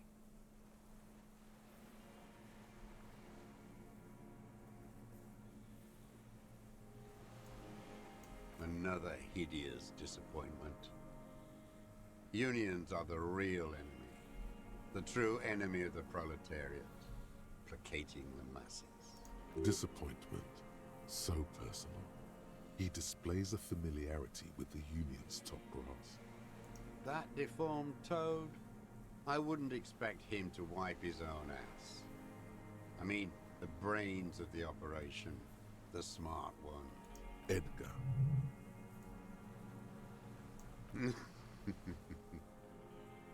He talks a big game about uprising and social base. They must have sent the smart one to some university in Le Jardin, where it's alienation this and hegemony that. First against the wall with him. The Clares wouldn't miss a man hidden in their own backyard. Not all this time. Nothing happens in Martinez without them knowing. Of course. Maybe the Clears asked him to. I'm not doing anything for that swine again. Again? What have you done for Edgar before? Tried teaching him some Marzovian socioeconomics. They didn't stick. We parted ways. Okay, he didn't do the hanged man for them, but he's insinuating something. The connection comes to you like a splash of cold water. Dark, cold water. He acknowledges it. Here we go. A twist behind the dark bend. That bourgeois cow, Tiffin Holly was her name. Licked the rich man's hand every time he came to town. Never seen a labor leader so hot on mutual cooperation. And money. She liked that too. That Holly was a real bridge builder and a deal maker. Bordering on sentimentality, it drips out of him. Tempered by something familiar to you. A familiar rage. She was. And she was real soft on those money men. Had a Barbara Muscova bag over her shoulder that she liked to bring to work. Called in, they say, on the eve of battle. Ran away. Vanished like a piss stain. No, that's not quite it, is it? Did she? They say her daughter called in, not her personally. But that wasn't really her daughter, was it? No, I guess it was not. She couldn't make the call herself. Here it is, the bend in the river. Because she was dead? Just say nothing. The cow caught a bullet in her right lung. Fell into the canal grasping her tit and drowned. Or bled? Hard to say. It was a sloppy job. And a moving target. She was going home. Waddling. Dressed in yellow. Drunk like she often was. The ruins are black around her, and she had a yellow leather bag under her arm. She tried to cross the canal, heading home to Grand Couronne or Betancourt, someplace like that, where they build those new bâtiments for the people who flourish in the hell around her, and the ruins. Huh. It was someone shot her. Or maybe she just fell. I get these violent ideations. My memory is filled with holes, especially the 30s. All I know is... Another big spike of rage. Different from the one he has for her. Nothing changed. Not in the material base. Not in the hegemony. There was no uprising. Just words. The Union fizzled. Sogged. Nothing came of it. Nothing. Edgar didn't keep his part of the deal. If you were to testify to this, give the RCM something on Edgar, you could walk. We would strike everything you've done and process you as a POW. You were in a war. You were on assignment. We could even extradite you to the Samaran People's Republic. A degenerate worker state. Goat shit. No, thank you. I'm Revacholian. My days are short. I will rot away here, in a moral intern cell. I will not testify to anything. I saw it happen, and I liked it. That's all I have to say. I didn't live and fight for 40 years to end up as a collaborationist. I've heard it on Channel 8, 40 AM, Radio Revachol, late night. Everyone is a blobber in this world. Everyone betrays everyone. They're all already locked up for betrayal. The best ones, the ones with heart, were slaughtered, trampled. There is plenty here to work with once he's in custody, and the lieutenant knows it. He gives you a little nod to proceed. Horse. Syphilis is a disease Philip III contracted in a whorehouse. The statue is an abomination. The bacteria entered his brain and made him squander trillions on sparkling wine, cocainum, and monuments of himself. His son, Philip IV, the insane, contracted syphilis in the womb. That is technically possible, although Philippe III was not actually syphilitic. He was just mad. And he still went on to govern Revachol for 25 years. Oh, what do We I know? lost 2 million lives toppling that mode of government.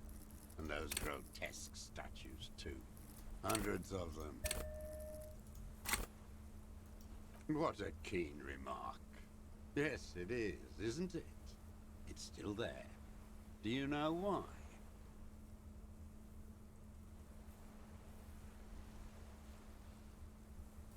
That's right.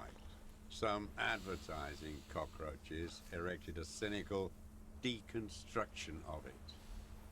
We tore it down with honest working-class plastic explosives. And there it is again.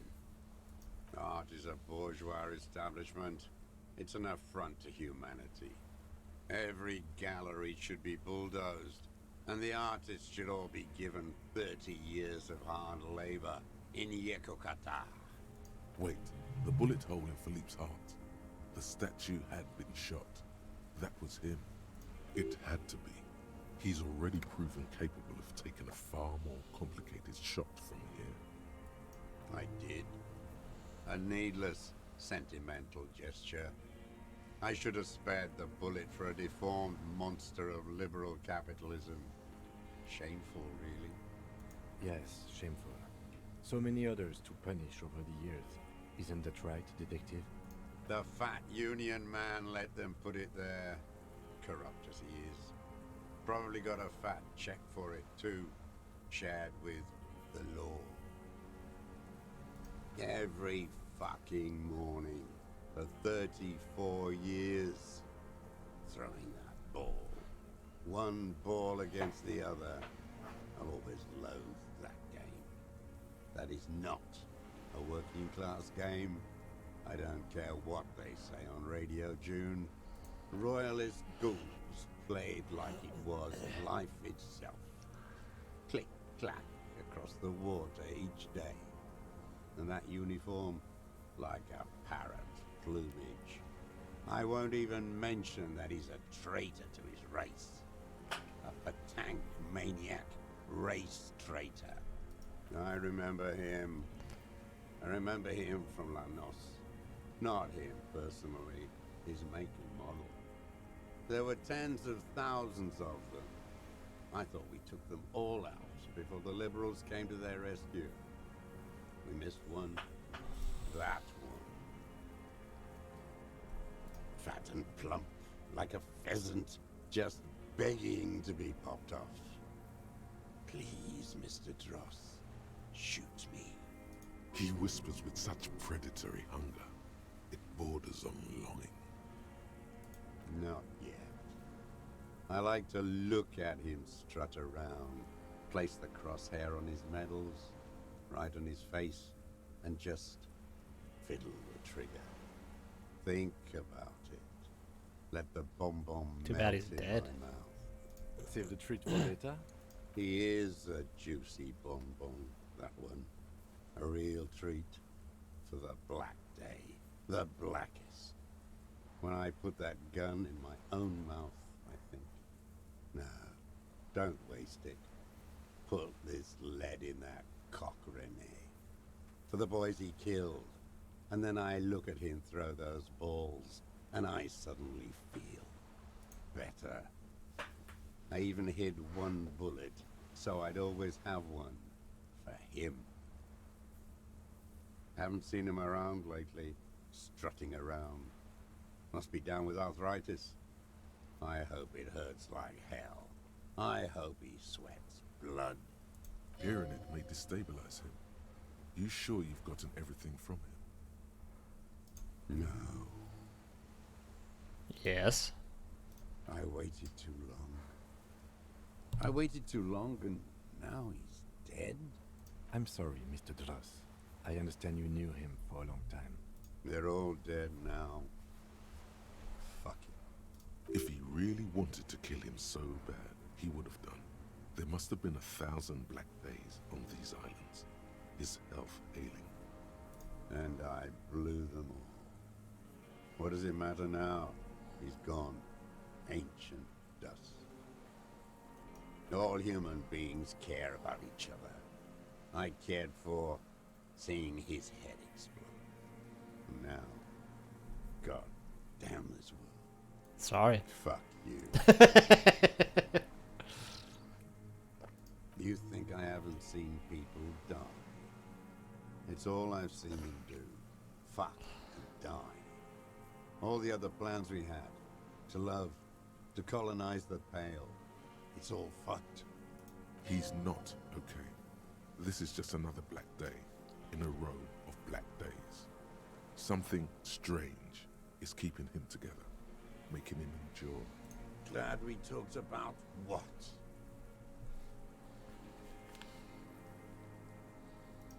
Them fucking. I didn't like that. Splat. Them.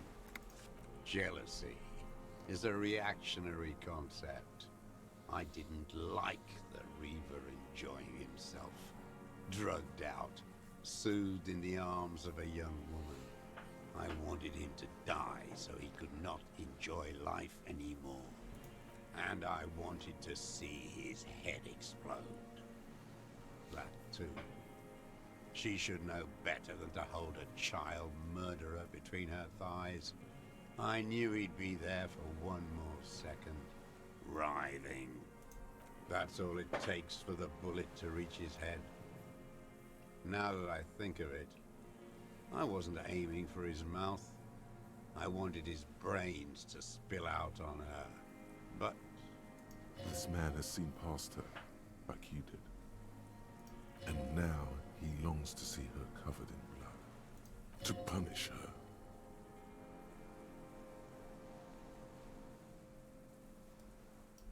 she practically breastfed that man. You wouldn't believe the things she let him do to her. You're delusional. There's nothing to see in the soul of the bourgeois woman. It's the same as the surface. Sick hedonism and desperation. Made a little love nest up there. Sweaty linen and bottles they would use for God knows what. I saw other men there too, but I can't be sure. Even a woman once. A red-haired woman? Ruby. That kind of thing is fine by the party. So it's fine by me. But it goes to show you. Seems like the answer was yes.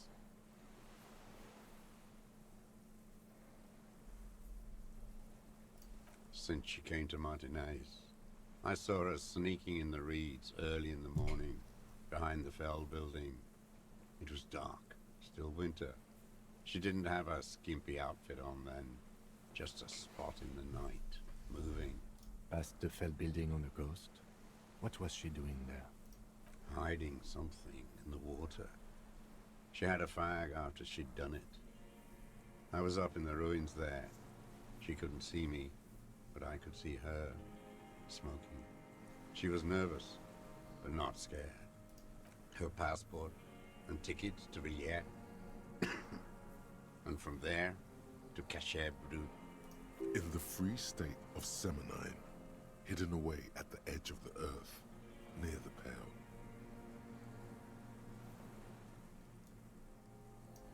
After she was gone. Did you keep what was in it? When we found the submersible, it was empty. No. Why would I do that? I didn't need tickets to Villiers. I put them back.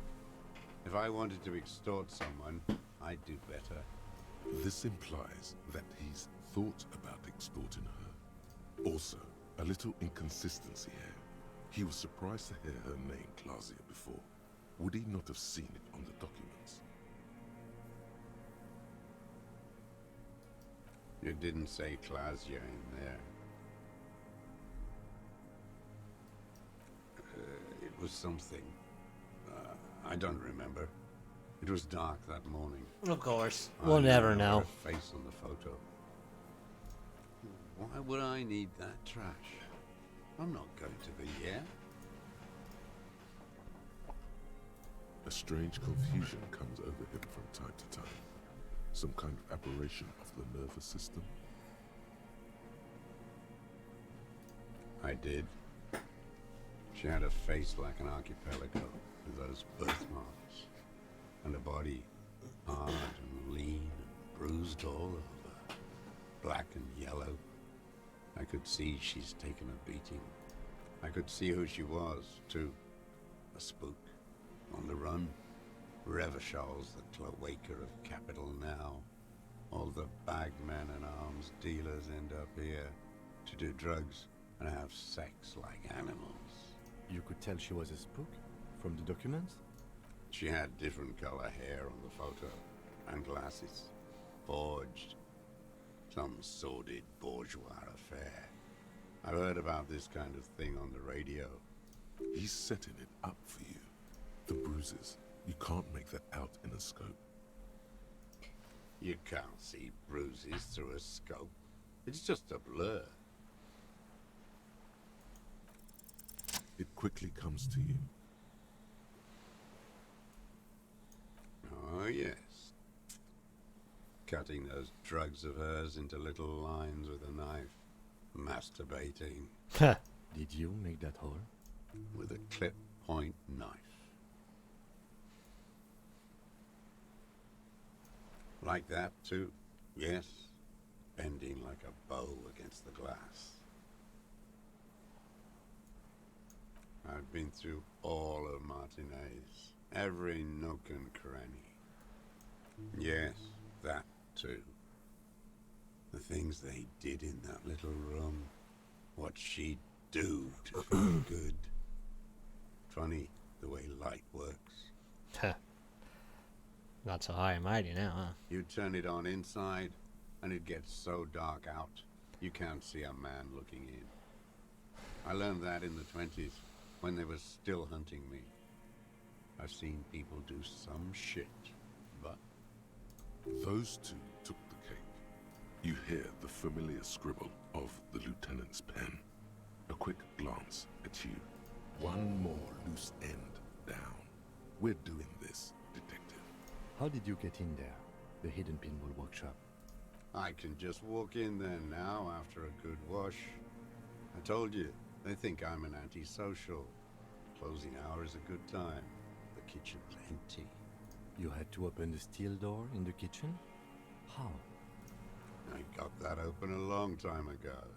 Some bourgeois game merchant lived there. I don't know, 15 years ago. He left spare keys all over, and I took one. Then I saw her turn the light on one night in my scope. There's nothing to hold on to. Only this. It's not enough. The coals of his eyes glisten suddenly, like stones dripping with water. Is he crying? Man needs to feel something else.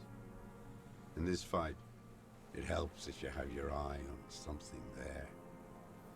It's weakness, I know.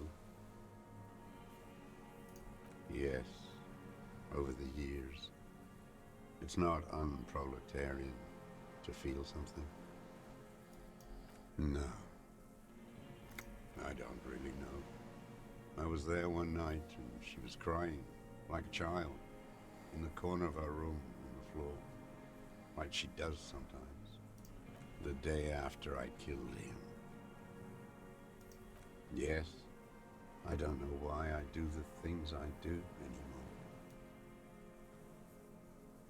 Maybe, I told you, I have holes in my brain now. I wouldn't just sit here waiting for you. A sudden pang of rage. If you came 10 years ago, I would have killed you. In the silence, the lieutenant draws a line in his notes, then nods at you once more. One more down. Her.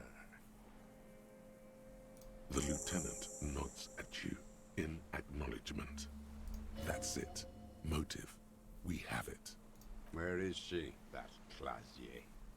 I haven't seen her there for days. Locked up with your masters, like I'll be. Maybe we'll meet? She kept staring into the scope, you know. In the end, like she knew. Staring at the island, the fort, like she knew I was here. It doesn't matter. Across the harbor, on the south bank of the river Esperance, the air stands still outside Precinct 57. Oh. A two-story box of duraluminum near the gates to Terminal H. Inside a cell, a young woman is withdrawing from amphetamines, barbiturates, and alcohol all at once, while two men in brown suits wear ICP badges at a young policeman. She hears the door open and knows it's over. They've come for her. Outside, it's springtime. The river flows blue and green into the Bay of Martinez. Oh no.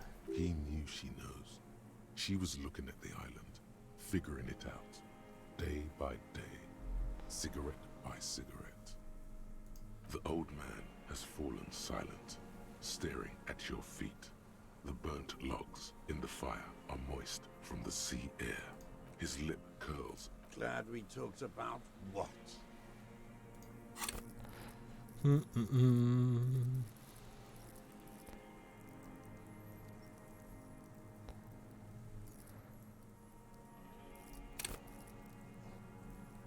Fine. Gotta finish it sometime, huh? What? But you said I would be taken to the... The wind picks up.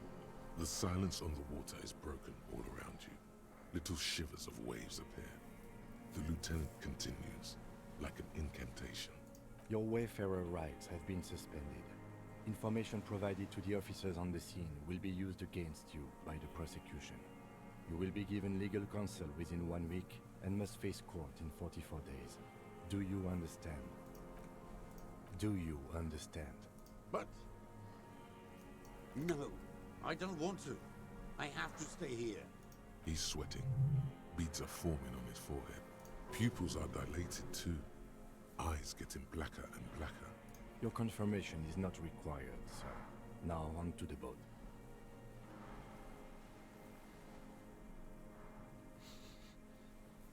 Uh-oh. You thought you heard something. Maybe we could all fit in there. Actually, no. Not really. But then, who watches him while you're coming back here? This is a problem. Who watches over him while... What is this? Lillian. You could ask her, maybe. This is no harm. This fucking world. No, listen. Listen now.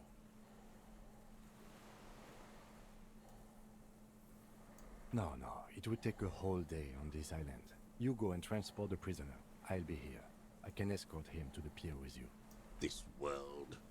What are you talking about? Is this... us? The wind is cold from the east. Your skin is crawling suddenly.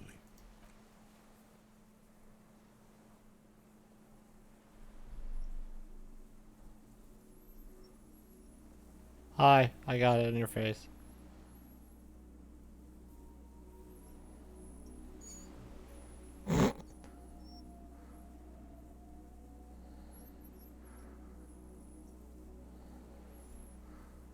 delicate tangle of arms and legs unfolds from the reeds, limb by limb, to then just stand there, moving its scythe-like arms in ghostly silence. What are you talking about? There's nothing there. The stick insect is over 3 meters tall. You feel your legs shaking under you, and your gun hands rise instinctively. You feel the lieutenant's hand on your back, and then you hear him say 4 words. I can see it. Thank God. If he can see, then you're not insane. But that means it's really there, spinning slowly, in absolute silence. Its limbs long and slender. Be very, very careful.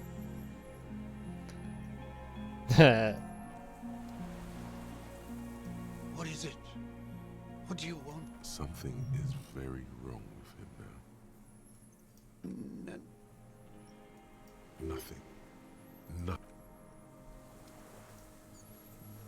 Yes? What about me? That's correct. That makes him a binoclad. Completely uncocked material. Are they? They are mostly just cumbersome. No. Your brain sends the signal to your lips, but they refuse the order. The eyebrow it's like you're locked down. Something the matter, detective? What's going on? It's like you're a puppet in his hands. The lieutenant relaxes his eyebrow, and you seem to regain control of Good.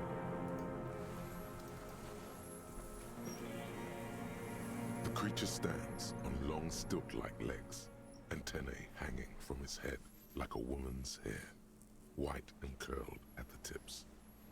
It is no more than 5 steps away from you. Reed-like tufts stick out of its joints.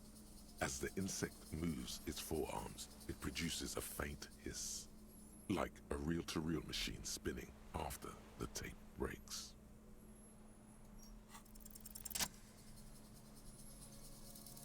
Slowly, with your breath held, you take 2 small steps towards So dumb. What the hell happened? The creature lets out a series of ultrasonic clicks that swarm around your head like swallows. Sweat drips from your brow, soaking your chest. You reek of it, your chemicals. The tracheal system on the creature's abdomen expands in front of you to take in and expel air. It's smelling you. Hissing and clicking, it extends its mandible-like antennae to greet you. You're right below it now, looking up at the colossal chitin of its white limbs. The head of the creature is crowned by reeds, and its eyes are like small droplets of water. Maybe it is real, the pheromone. The insect's head is crowned with reed-like scales, the shape of seed heads. They rustle as the air moves. The ventricles act, and I'm guessing the guy is gone. Expanding like lunglets, breathing you in. Your sour, greasy semiochemicals on the breeze. Okay. There is no change in the insect's motion. In 3. If it moves, you jump back. I'll shoot. Here we go. 3, 2, 1. The shrill flash of the camera cuts the air like the blade of a sword. The phasmid, the sweat on your arms feels cold as ice, as if you're... I got it.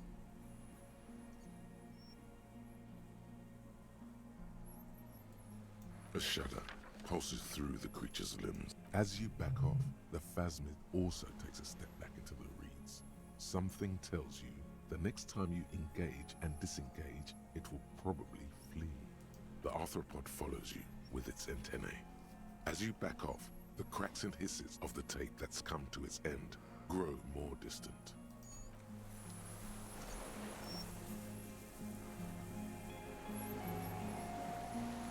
What is it? What do you want from me? I can't go. Nothing.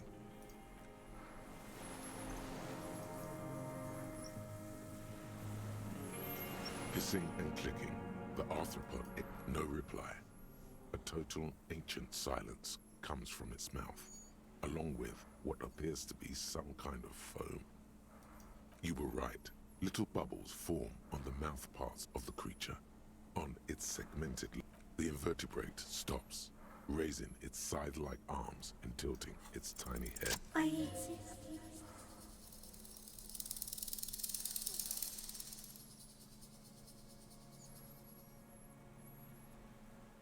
Tell me what it's like for you.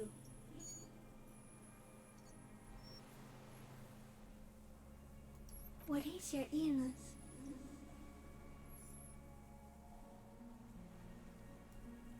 For me, it is not like that. I have states, not the emotions. For example, I experience excitement at unexpected sugar rewards. Yeah. But that is not important. Yeah, it is. Now I will tell you how it is for me. For me, it is a series of half-lit images, a kind of darkness, being intruded upon, transient, dim, moist, shapes of plants and animals, and internal sensations, a swarm of sounds, tiny vibrations on the inside of my forearms. All speak of complexities totally beyond my understanding. I am at the end of a narrow funnel, weightless, so light, it only feels like something to be me. In truth, perhaps I'm nothing. I certainly do not have a soul, and if I did, it would never ache. Are you sure? Sometimes, when molting, I regrow a lost limb. One time something went wrong, and a small leg replaced a missing antenna. That's cool. No, I tried to move around independently, making it hard to walk. Yes, thankfully someone did it. The next time I molded, I grew an antenna again. Great. So am I. I was born to detect sucrose rewards and semiochemicals. What were you born to detect? Well, yeah, that too. I can also detect pheromones. The ones on you tell me that you will not eat me, and that I will benefit from your closeness. I love you. No, you are awake. I am real. Light is forming me. This is real. Not even the birds know that. Not even the water lily.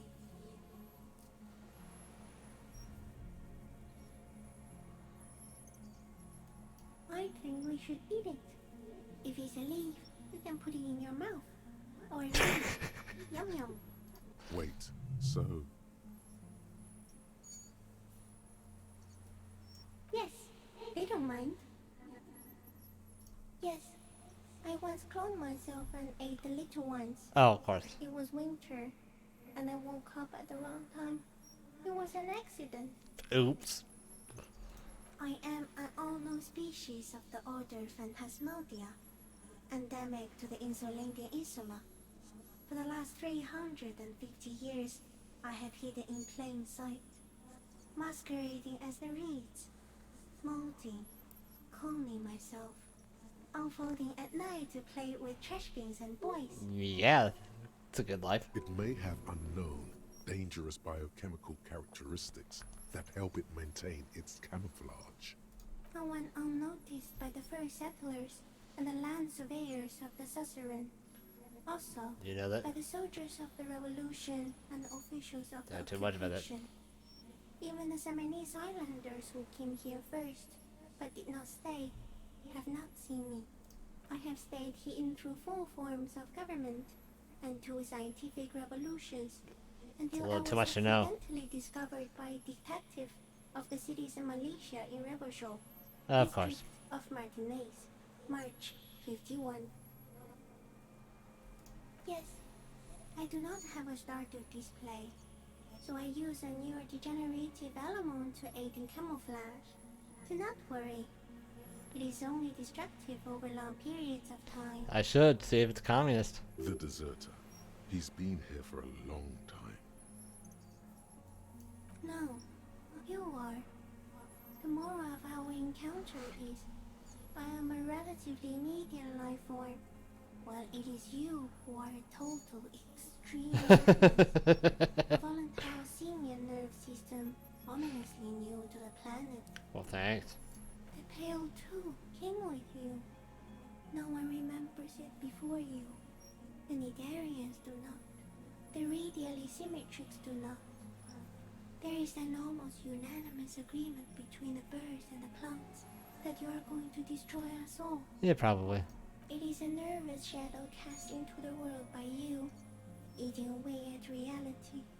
A great, unnatural territory.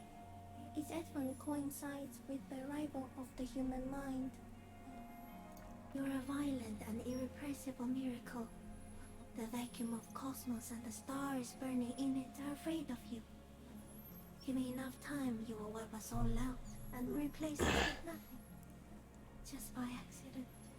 We suspect it will be something like the oxygen holocaust that wiped out anaerobic life 2.6 billion years ago, when organisms first started breathing. Only much worse. Instead of air, you exhale thoughts. There are no trees that eat thoughts. Everything your eyes touch goes back there, behind the nose mirror. What if you blink? Are we still here? Please don't blink. What if you misplace us all one day, or just forget?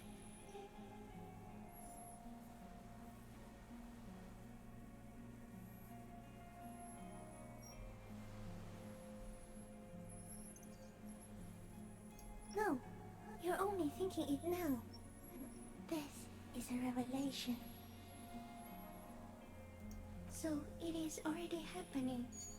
Soon, one of you will close your eyes and open them to see that none of this ever existed. It doesn't look like that, no. You're just staring at it. Okay. Is it somehow related to the case?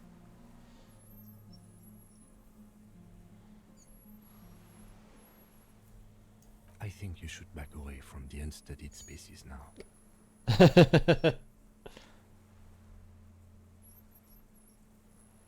No, there is one more. Thank you. I also have one more thing to say to you. That woman, turn from the ruin. Turn and go forward. Do it for the working class.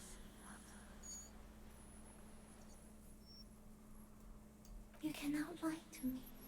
Behind you, it smells of fires. So awfully far you were prepared to go in her presence. And it. Ooh. She was middle class. It doesn't take a 3-meter stick insect to tell you that. Well, thanks, jeez. The insect stops its stridulation. Suddenly, no, stop. Be afraid. The invertebrate comes back to life, stridulating. As you're turning away, the phasmid mirrors your movements, stepping on the water, the long limbs carrying its feather weight without breaking its surface.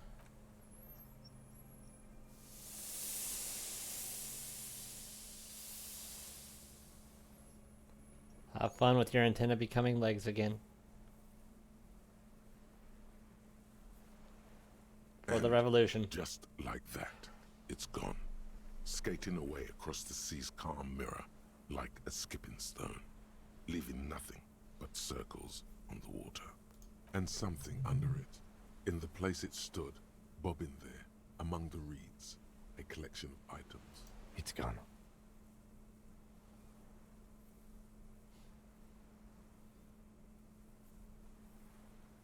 Apparently, yes. Like a water strider. Only, I've never seen anything like that in my life. Looks like a nest of some sort. We should have a look. What now?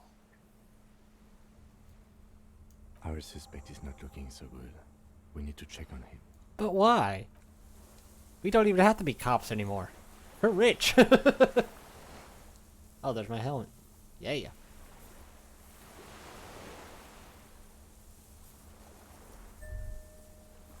Brother, you've managed to collect all the armor pieces. Too bad it's too late for the big showdown. Future use for a future armor. Agreed. Gear up, heavy porcelain man. It's a violent world.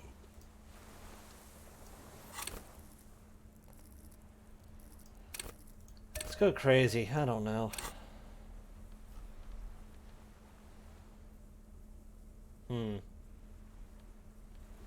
We'll just keep that on. Why not? I don't care.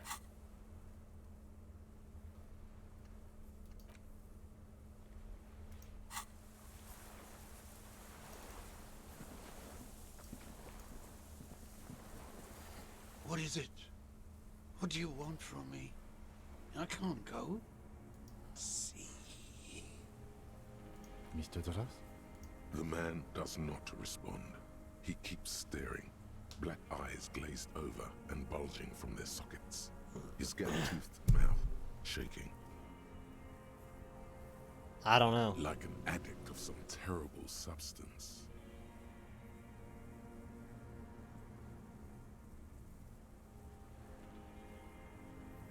A light shiver passes him, followed by nothing. His hands are trembling, and he breathes slowly. He's going into some kind of psychomotor immobility. The good news is, this solves our transportation problem, doesn't it, Mr. Dras? The trembling mouth appears to sigh. Between this and the broken tire he's used for a boat, I think it's safe to leave him here, while we go and get help. It will need to be medical first, I'm afraid. Old age and shock. Yes, the arrest and the appearance of the Phasmid, the combined stress. But you think it's something more than that, don't you? There's much more. Remember what it said when it spoke? Quite a few things about that health check you did on him make sense now.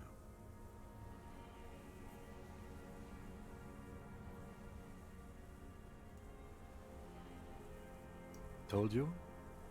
Yes, good. During a long staring match, I understand. That could be part of the shock. But you're right, something is off here. Mr. Dras. No response. Then how did we see it? Oh, you mean, whatever does this, does it over time? Teenagers, kids, drunks, sightings are brief, and hence not credible. But anyone who spends a long time with it. Mr. Dras, have you ever seen a stick insect pretending to be the reeds? The doctors will have to look at this. I hope your station has better medical personnel than 57. I don't know. I'm just drunk all the time, so it doesn't really affect me, probably. He was energetic and articulate. After all these years alone, with little hygiene or medication, I would expect worse. It does not seem to be animated now it's left. Honestly, I'm ready to believe anything at this point. Maybe it is psychoactive. I mean, why not? It's 3 meters tall. He did seem distressed when it finally came to arresting him, like he didn't want to leave this place, and the insect maybe. I have absolutely forgotten to take notes. I hope I remember all of this. This will be one hell of a report. Thank God we have the photo. No one would believe you without it. I know. He stares into the reeds. Your words don't stir anything in him. Perhaps you should. Nothing. Just dull staring. Not even rage left, wherever he is. The last embers have gone out. The war is over. If Kuno kicked it into the sea, as he said he did, the ebb would put it back here. This makes sense. Mr. Dras could have picked it up. Or the Phasmid even. If it did, this is incredible. I lost He turns his eyes to the reeds again, as he's done so many times. Beige and white stripes. He lost the scope. Then it somehow made its way over there, with the help of a magpie phasmid. This sight is a T9, Mr. Dross. Was it attached to the rifle when you made the shot? Silence. Not even a sigh.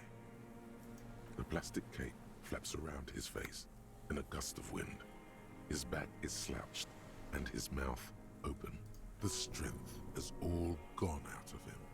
Just frail old bones in a sack of tracksuit trousers and a windbreaker.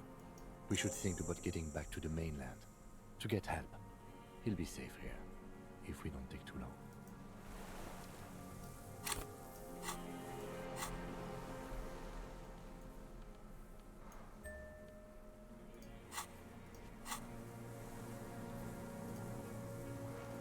Yes? I wanted some stupid comment about it. Yeah, whatever.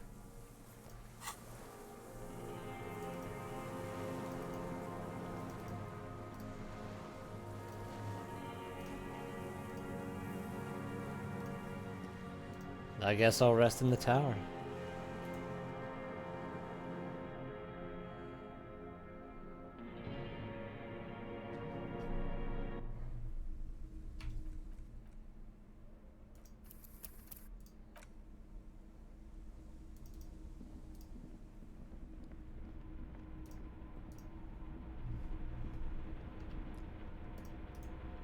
Alright, I gotcha.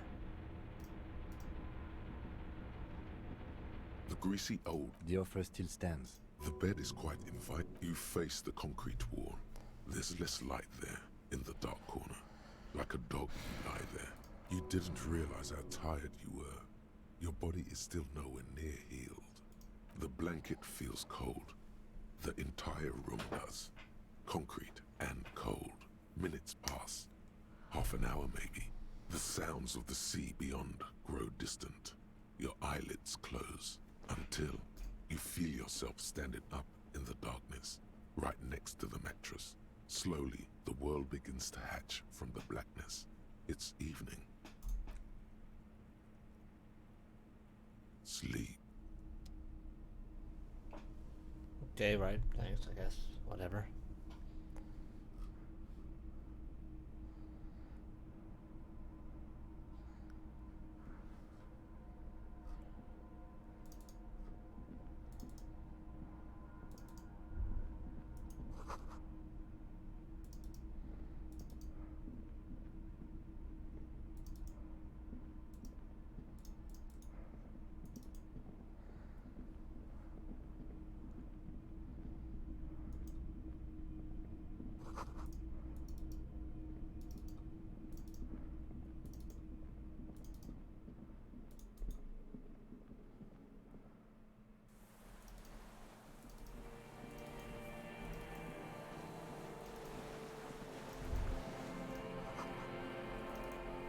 Sure, why not?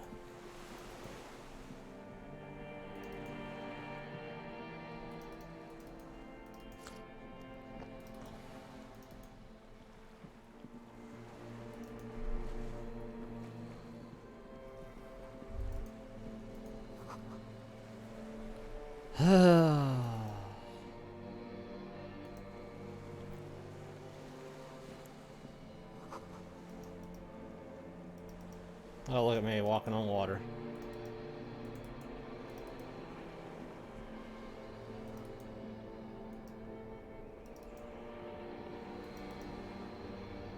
Dolores Day, the innocence of humanism, internationalism, and the welfare state turns around to face you.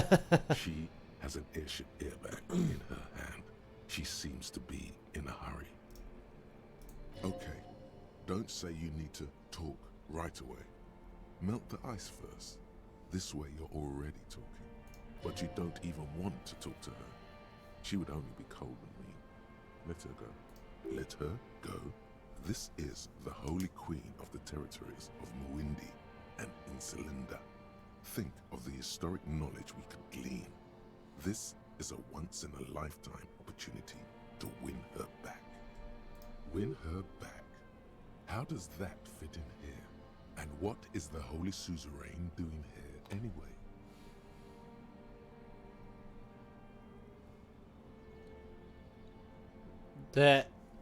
I guess the first question would be, obviously, what's in the bag?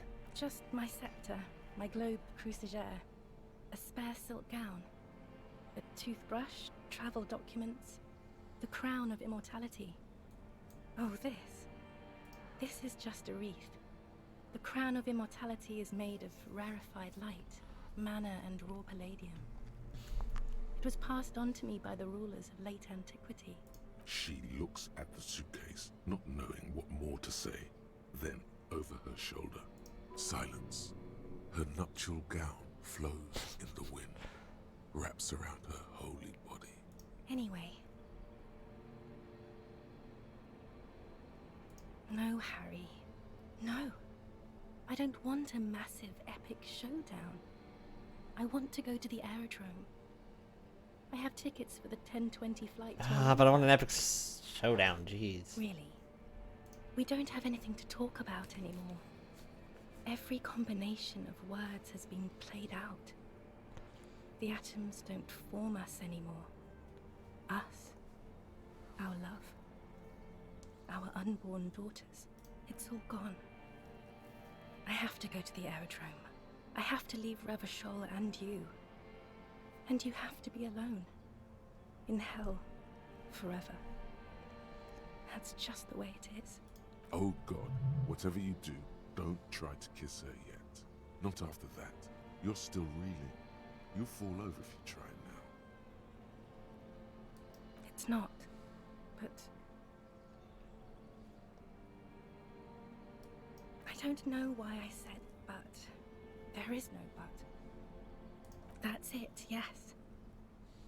We've talked about it a million times. You will get over it. Just like I did. People do. Things will get good for you again. Where in hell? Stop. You're only making it worse for him. You never help with anything.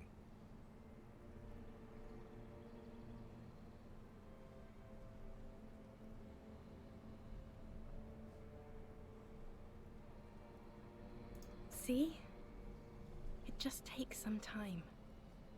For you, I think it'll take something like 20 years, maybe. It was hard for me, too. I used to think I couldn't live without you. But I can.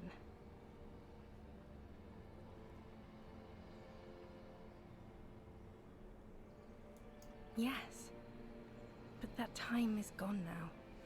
So very gone. Yes. It only took me 1 year, maybe 2. Phew. What other things? We've been through all... I don't know what you mean. Dolores Day. Wasn't I Dolores Day just a second ago? Now I'm the X thing? You're confusing me. Look, I have to be at the Lausanne Aerodrome at 10:20 p.m.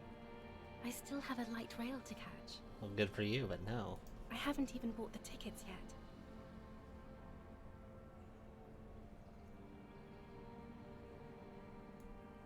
Great. It's the abyss of the void. Soon it will be the gloaming, then it will be the world ending. My friends are waiting for me on the platform, Harry. It's impolite to... It is. Useless. 1,000 times you've beaten animal. 1,000 times you've raised that fabric. What is underneath has always calmed you, centered you, made you sane. In your mind, you could still climb inside her bed. Still the only man. The morning? I don't understand.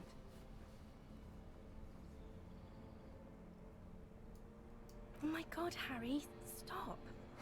I don't want to hear anything about the morning. Mourning someone who's still alive. Any of that. I can't do that anymore. I'm not 80 years old, I'm 32. People my age are not supposed to mourn. This is a bit much for me. It feels like your ribs are cracking around your heart. Good, I feel a heart attack coming. Then why are we doing this? Yes, Harry, I am. Things have gotten much better for me, now that I am the ruler of the known world. Oh God, it's already so late. I have to go, Harry. A tiny golden watch with red straps around her bony little wrists.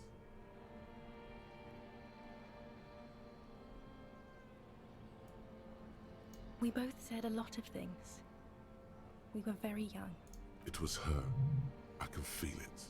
I can see it in her tender long fingers, in her wrists. Her hand wrote it, said those things. As Queen Regnant, I write a lot of letters. Uh-huh.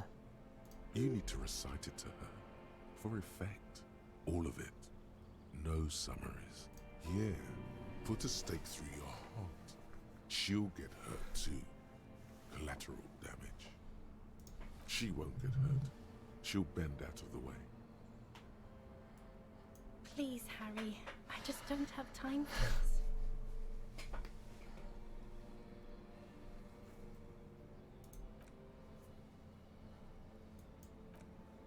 this. Okay, stop. Yes. Are you happy now? Very well. I wrote it. It was morning. You slept. There was hoarfrost on the ground when I left, on Voyager Road. It was autumn. The first autumn. But Harry, please understand, it was 1,000,000 years ago. No, it was 100 million years ago. I was someone else then, filled to the brim with love for you, hanging on your every word. Oh, Harry, you were the coolest. But I am no longer that person. This has taken her place. It will devour you. Harry, I will eat your mind. The light of the video rental shines through her dress now. A DeLorean figure, cut in black, moves below. It's still her. Her legs, her breasts, her hips. 42. That is the light rail that took me to Quran, to school and work. Every morning. It's the same stop I met you at, Harry. 100,000 million years ago. No human being should still remember the position of atoms such eons ago. It must feel unnaturally sad. A sadness so ancient, it is shared even by archaebacteria. The coolest, with your leather jacket and your boot-cut pants, smoking in the bus stop. I wanted you to be the rest of my life that day. And you were. Some of it, at least. You were my first kiss, my first time to have sex, the first and worst time I fell in love. I will always have that with me, it's a fact. But that is all it is. It's like a ticket stub, Harry. It doesn't do anything anymore. Yes, let's talk about that too. Let's bring it up, the zoo. In Le Jardin, the day we went east of the river, to the aquarium first. I was sad about my mother. I don't even know why. The shimmer of the fish tank on my face. The octopuses. Octopi, I thought you're a deity, you should know these things. It was just a day then, but to think. Were we there now, you could touch my hair, kiss me. Talk to me about anything, go virtually anywhere in the world. Not like now. Now our interactions are limited to pain and regret. And my crown of immortality. No. You scared her out of me. With your crying, your The awful time we wound up having. And the cheap rental flats you could afford. Can't you see? I can never think you're cool again. I can only think that way about new people. A cheap rental with mold on the walls and the tap dripping. Yes, I have found someone for whom I can feel the same. A copy of my love for you, only this time he is careful and rich. He will not lose me. It will go somewhere, it will grow. Your heart burns. But I got 90 Through the real, blackness, jeez. You feel the trickle of blood on the mattress below you. Harry, do you notice how none of this is very funny? She smiles mysteriously, looking east, then turns her gaze back to you. The smile is gone. Is there really anything left? If not, we can always repeat one of the things we have already talked about. Talk about it again. If you do not feel like doing that, you should let me go to the aerodrome. Don't let her go there. You should redo the topics. Go over everything. The things you didn't say before, too. Make it go on and on. That is very contested. My friends. Very contested. Plus, you're only saying this because things didn't work out between us. I have to go to the aerodrome now. I don't have time to defend myself from these accusations. Stop making her angry. She won't start loving you again if you call her a mass murderer. Seriously.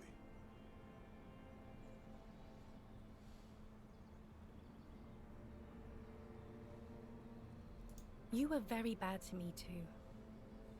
We've talked about it like 7 million times now. I don't want to do that anymore.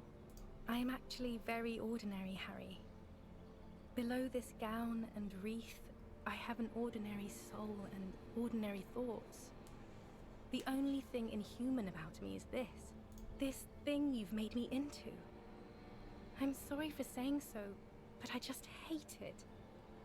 What is this? This is so far gone, Harry. I don't even... My lungs do not glow, Harry. I am just like all the others. None of us have glowing lungs. Stop making me into some kind of... No answer. The arches. A warm gust wraps her all the roads. We miss her footsteps when she's gone from here. A completely different world.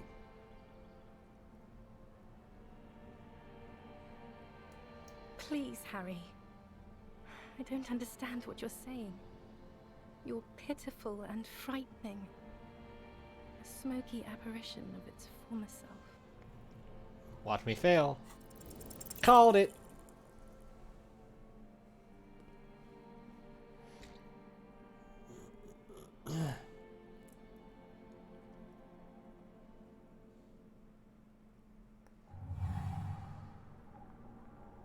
Your feet still tremble from the steps you took, as if over an enormous distance. Standing, she is not kissing you back.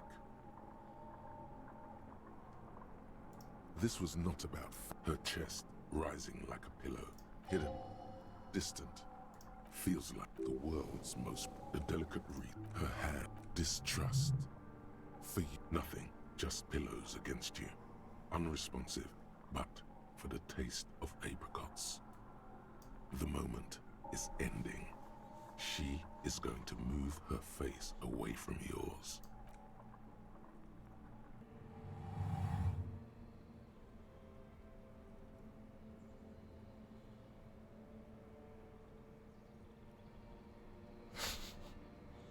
Trying hard not to look at you. When she withdrew and you held on to her hand, she tried not to look at your face and see the expression there. Brother, you should put me in front of a firing squad. I have no words for how I failed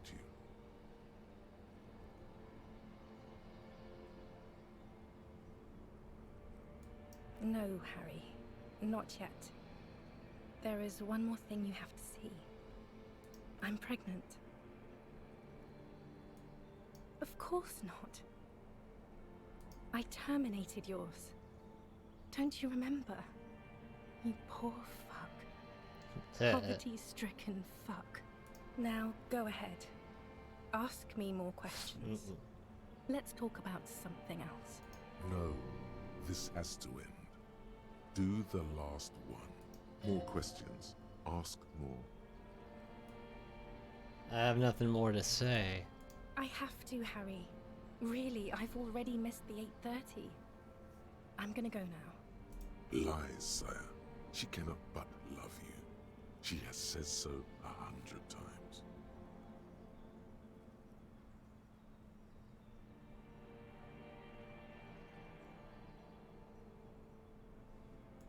Light, life, culture.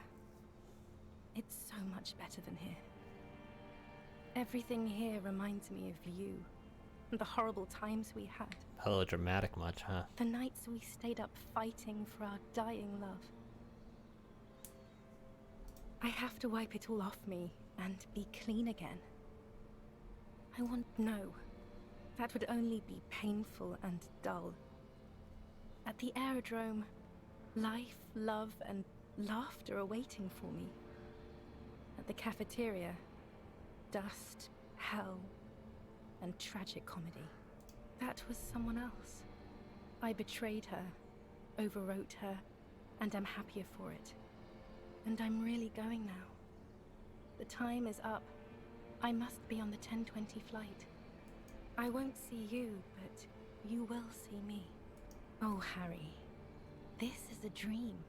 Can't you see? I'm already in Morova by now. Who knows how long ago this happened? A year? 2? 5 years ago? Right here, tomorrow night. Once this dream starts happening, it keeps happening. 3 times a week, at least. And Harry, it really, really looks like it started happening again. There's the video rental. Thanks. I'm suffocatingly beautiful. And young.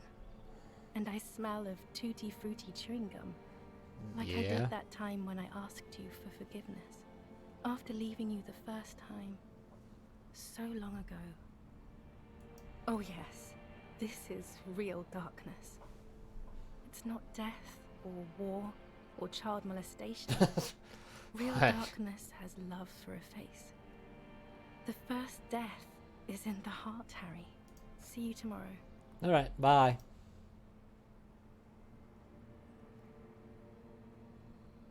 Try that kiss thing again, right?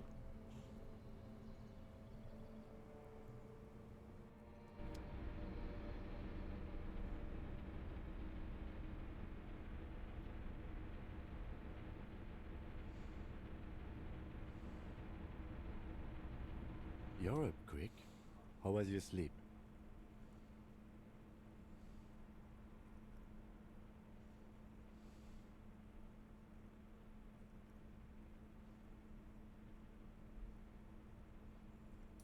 Of course. I was just thinking maybe you've torn your stitches. Are you ready to move on? I did not want to wake you. Perhaps I should have? Was it a job dream? The lieutenant nods solemnly.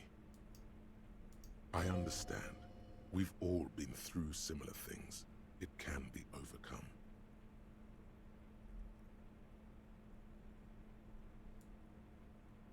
Okay.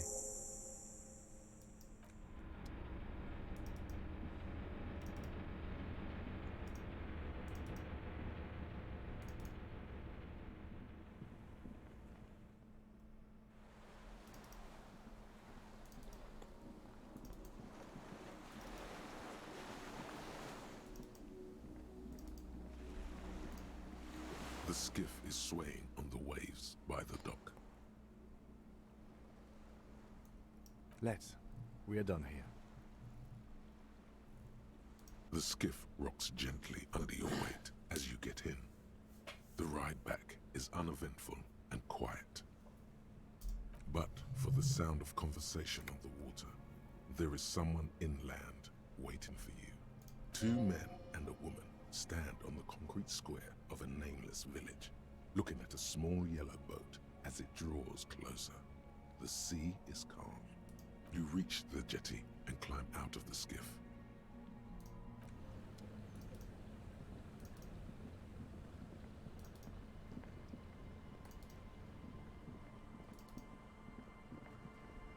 Look what the tide brought him.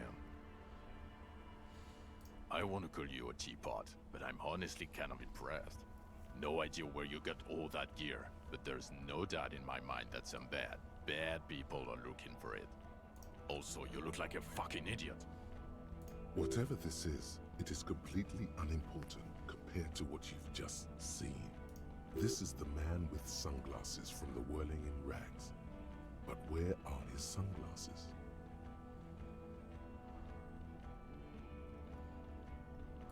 We're not forgetting about anything. Look at you. Oh, really? They don't seem bothered by it? That's because you're a cop in an exoskeleton. Actually, are you? Are you still a cop? There's so much disco going on, it's hard to tell. Vic, calm down. That's right. And you're some kind of murder machine. Hello, I'm Trent Heilerstein. I believe we've met on several occasions. I'm your goddamn partner, Jean-Vic Quemar, and this is your special task force. Or what's left of it. Special Consultant Trent Heidelstein, Patrol Officer Judith Minot. Hi. We've come to scrape what's left of you off the pavement. Lieutenant Kim Kisuragi, Prison 57. We've just come from the island, where our investigation led us. The scene is making even him feel as though he has to justify your actions. We might need your help with something later. As if he recalled that he's in fact a decorated police lieutenant and not a naughty. But this is clearly a departmental matter, so I'm going to leave you to discuss it among yourselves. It's good to meet you, Lieutenant Kitsuhagi. Letting the lieutenant know he shouldn't feel embarrassed over the shitstorm that's about to. Why not? Ari, we want to help you. Trent, I believe this is where you come in? I don't quite know what I'm doing here. I was asked to participate as an expert. I think I need to manage your expectations a little. I'm at best an enthusiast in cognitive science. My background is in something else entirely. I engage in neurology on a merely theoretical level. In fact, I should probably get going. No, Trent, it's too late. You're part of this shit now. What have you got to say for yourself, shit kid? Shit kid? What an interesting moniker.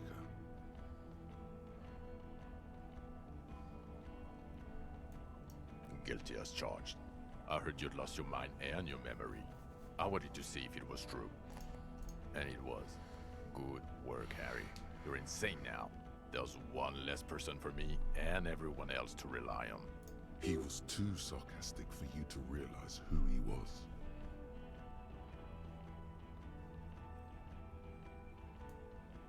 I'm clinically depressed, Harry. Sorry if I wasn't in the mood to batter you up after you told us to fuck off.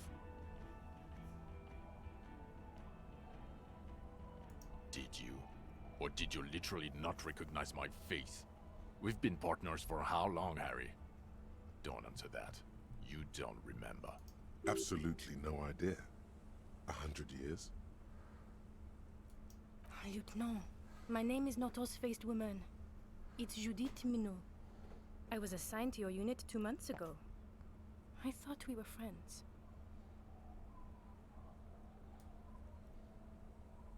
Right, I gotta do more stories, right? Okay, you're my commanding officer. I really want to respect you. I want us to have a normal relationship. That will never happen, Jude. He's the rudest man on earth. He's the reason why the rest of us have to take sensitivity training. And I hate sensitivity training. Yes, I'm Trent Heilerstein. I never said I wasn't Trent Heilerstein. Mikhail? Mikhail is my son. No, I was just interested in the Feld building and the Martinez beachhead. And Mikhail wanted to see Martinez. It was a coincidence. What indeed?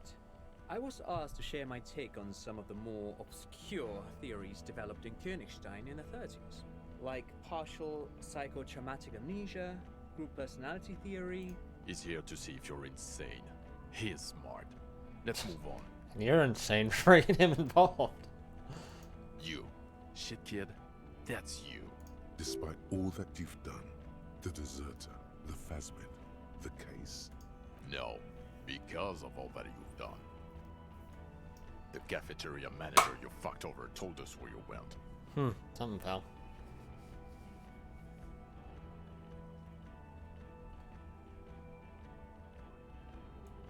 Shit, kid. He didn't betray you.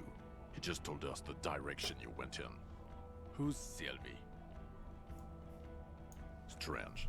He didn't mention that. In fact, the establishment didn't look safe at all. There was a giant aerograffito in front of the building. It was on fire. That was a part of the poetic gesture. I knew it. Didn't I tell you, Trot? I told you it was our shit, kid.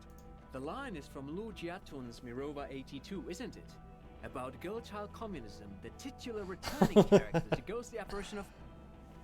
Good choice, Harry. Yeah, thank you. He is correct. It was the Seraïs poet Lu Jiatun who, in the 50s of the last century, composed them. Don't encourage him, Trot. Okay. Duped? Hey, here's a brilliant idea. Don't be a morbid drunk and you won't be duped so easily. I know.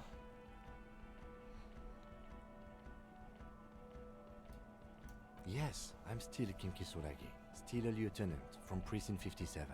Still caught up in this crossfire, too. Yeah, Major Crimes Unit, under Lieutenant Dubois and Vicomar. Ring any bells? Refresh your memory? It's a goddamn Major Crimes Unit. There's you, me, Jude, Tron fucking Idlestown, and Guillaume baby. I'm technically just a civilian advisor. Oh, fuck you. You're part of this shit show. Oh, that's an interesting story, actually. Guillaume Bevy is a police reporter who joined our team. He was really good. Then he left because he lost faith in your ability to lead the unit. A normal day. Other people have left too. Good, smart people. People we won't get back. Only me and this really patient patrol officer are still here.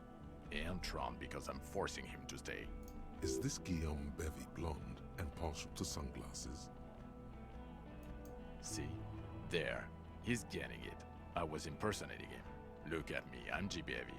It was going to be funny, but then you really did have damage. So not so much anymore. Do? It's a major crimes unit. We clear the desk of cases so Precinct 41 doesn't look like the worst station in town. We are shit tier now, Harry. Because of you. Are you sure? The 41st isn't... Where have we been? We've been fucking off as far as I remember. You told us to fuck off. You said we're cramping your style. Your detective god. Fuck everything. All will burn. Detect or die.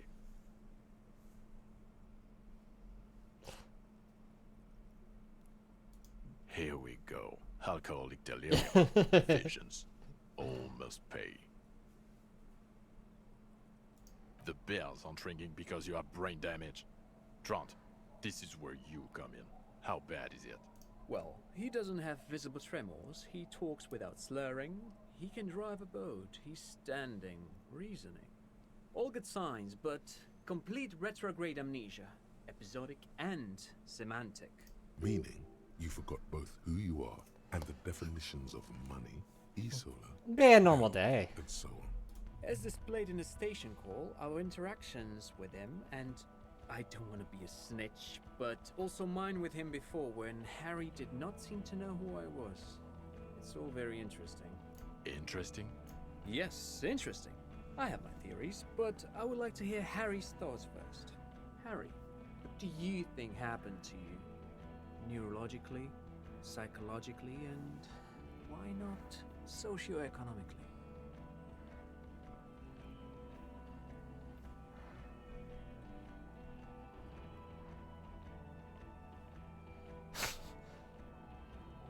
Corresponding to the 20 centimeter hole in your brain. Sure. This theory has great symmetry.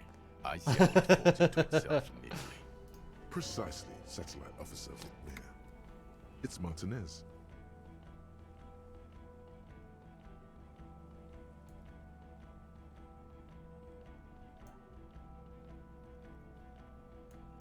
This sounds odd, but I was there.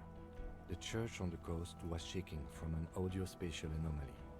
It may have been anthroponetic or perhaps related to radio waves. Either way, it was real. I've even put it in my report. You should read it.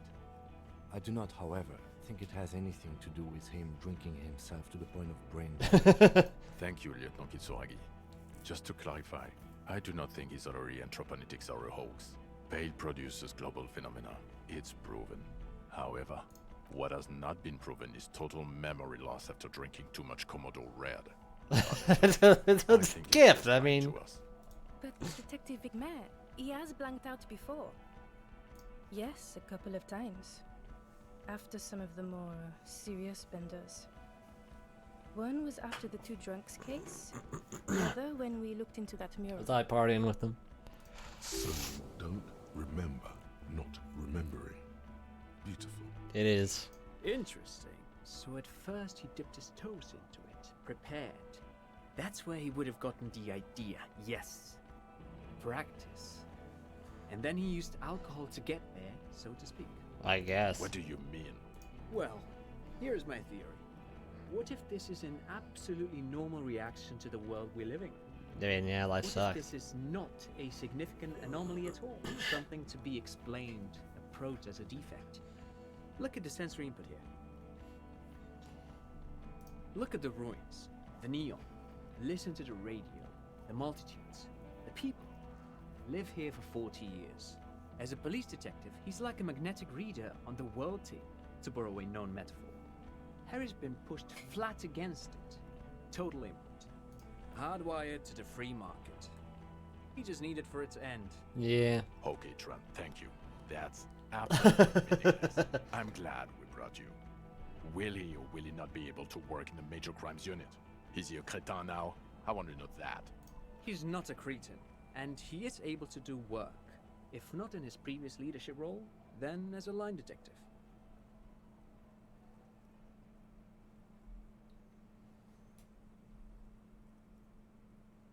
No one even mentioned that. I misphrased my question. It should have been, is he able to put his clothes on and use the body? Or do we need to get him on a disability pension? Now nothing. Now we're just going to stand here. The stander. Yeah. Just stand there. It's cool. No, don't discuss that. What the fuck did you do to a motor carriage? Why is it there, Harry? Ha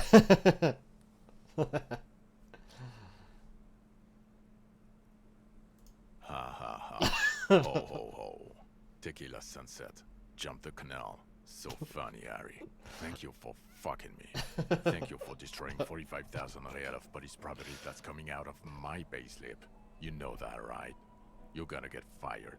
And I'm gonna pay till I die. Well, before we continue this, I want to put this up, I guess. What else can I put this in? I guess I should, add...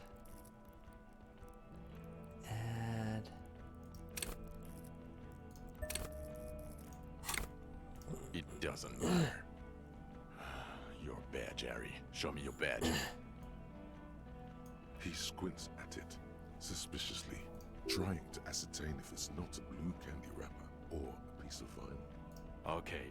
And your gun? I mean, it's in my hand. What is it with all these material objects?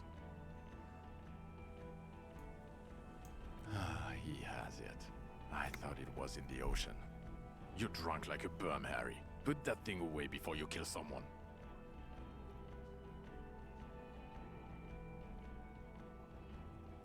We're not talking about the fucking gun anymore. We're talking about the vaporized cloud of ethanol coming from your Haven't mouth. drank anything This is today. so unfair. He knows you have the gun, and still he's punishing you. You were never supposed to lose it in the first place.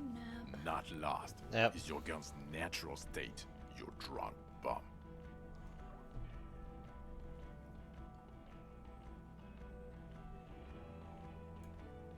So you forgot to drink? I don't buy it. Why do you smell like a corpse then? He's wounded. It's been a long week, and he's handled an actual corpse.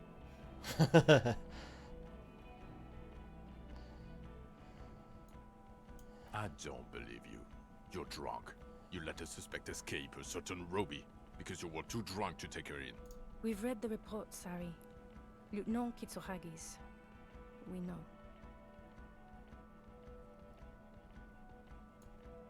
Oh, well, if you let her go.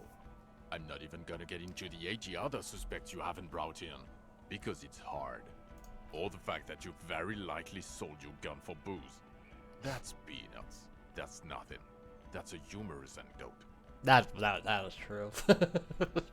Compared to the 7 people who were gunned down, the streets are literally red with blood, Harry. It was fucking mass murder. He did everything he could. We did everything we could. The company hired and vetted mercenaries.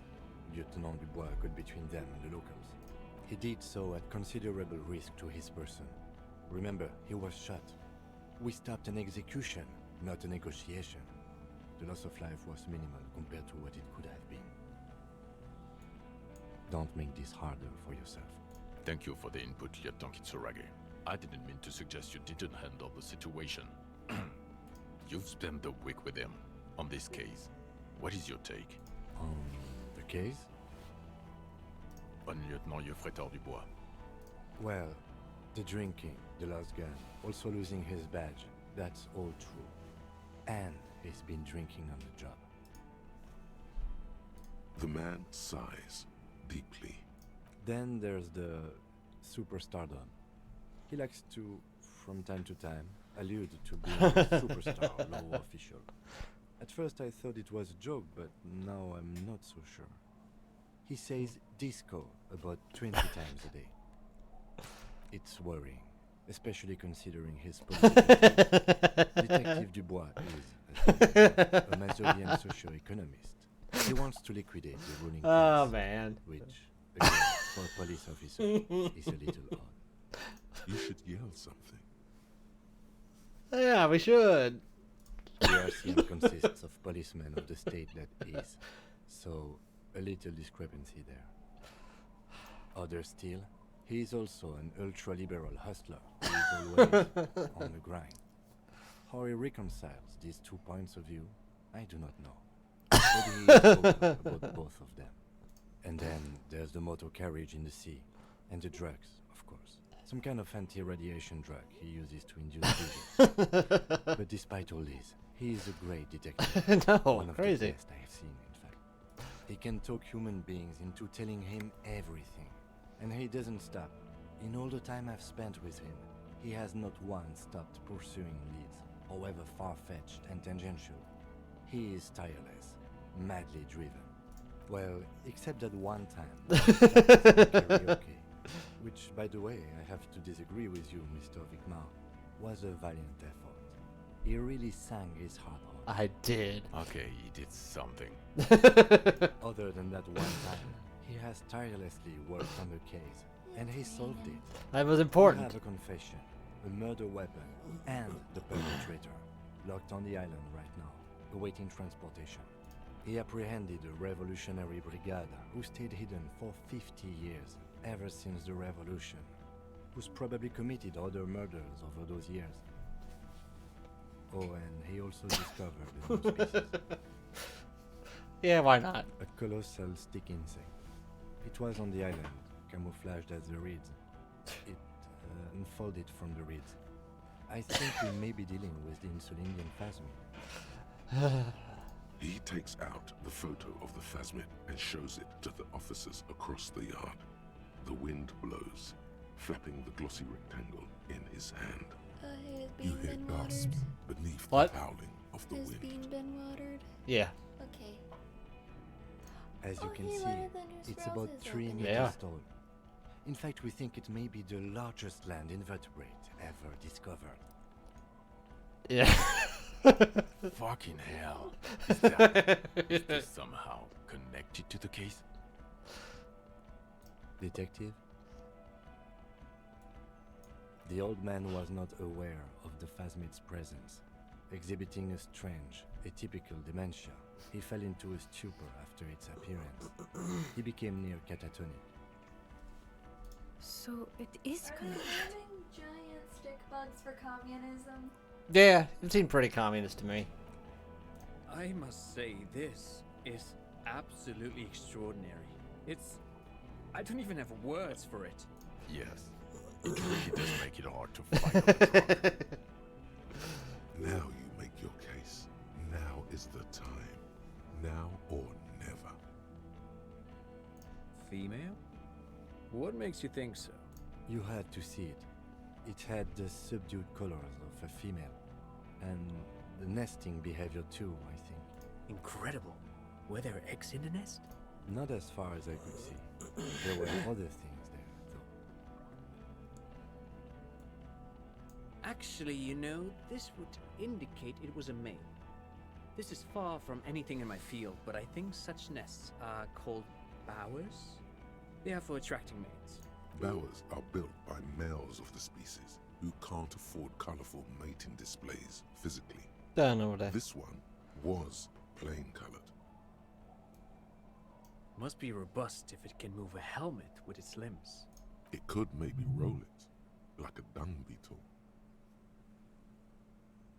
As in cloning itself? What makes you think so? Then it wouldn't matter if it's male or female.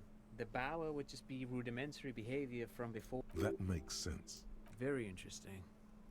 Such organisms are extremely vulnerable to disease. A single strain of bacteria could wipe out the whole species. We're probably looking at conservation efforts here. In his mind, he's already planning a nature reserve and knows a good guy for that.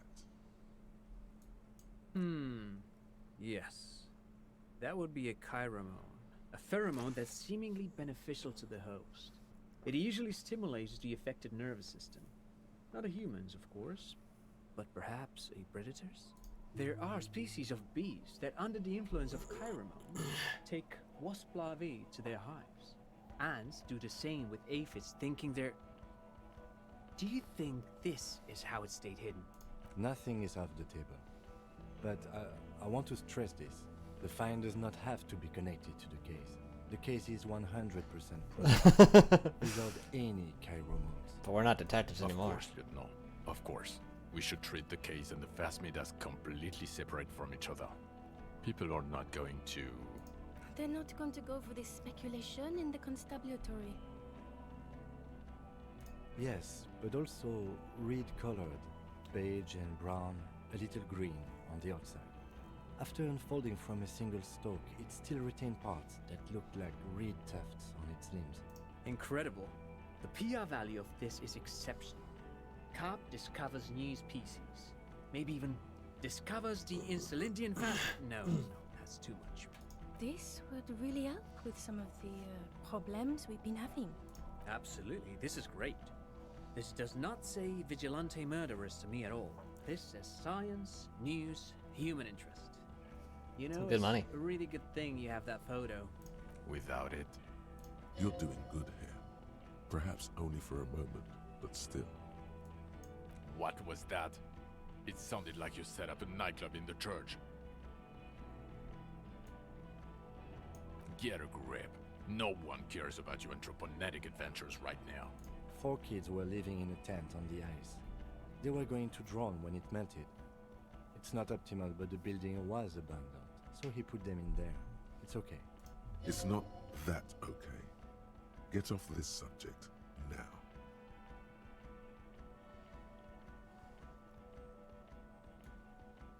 Lilianovich. A revolutionary matronym. The custom started in Grad, where they have patronyms. Krasovich, Lasovich, etc. The revolutionaries saw this as a chauvinist atavism, so they used matronyms, derived from the mother's name instead. This man's mother was Lily, his Lilian's son, Lilianovich. The custom was overturned after the revolution failed, but not before it made it to Revachol. So, it is what a soldier of the ICM would be called. Thank you, Trant. Thank you for that piece of cultural theory. You said you have a motive? Of course, excuse me, I just thought it was noteworthy. He wasn't quite sure about the straggler before he heard this detail. It must have convinced him. Jealousy. I thought this Lilianovich was an old man. To have been hiding for 50 years. Like 70-something. A strange psychosexual fixation, aggravated possibly by proximity to the phasmid and its chemicals. He himself gave a political reason, said he had killed an enemy combatant. Also, we have ballistics from the gun, matching the bullet found in the dead mercenary's head, and 2 officers on the scene that Mr. Dross confessed to. It's a clean win. Oh, it's way more than that.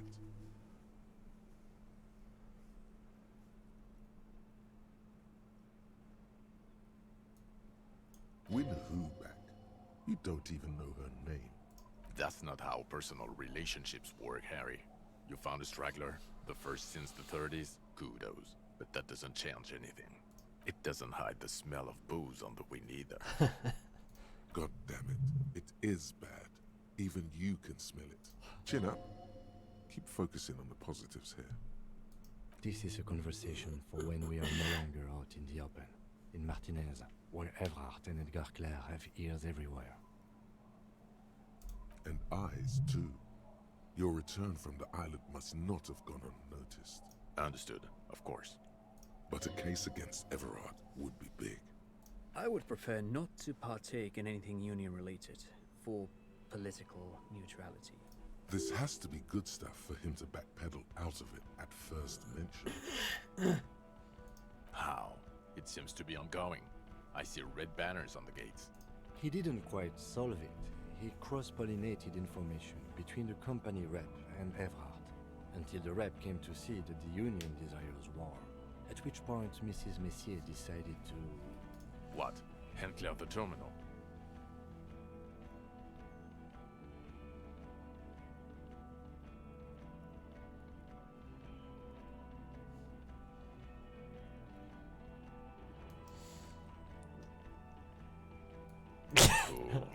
To me, it sounds like you got played by Everclear.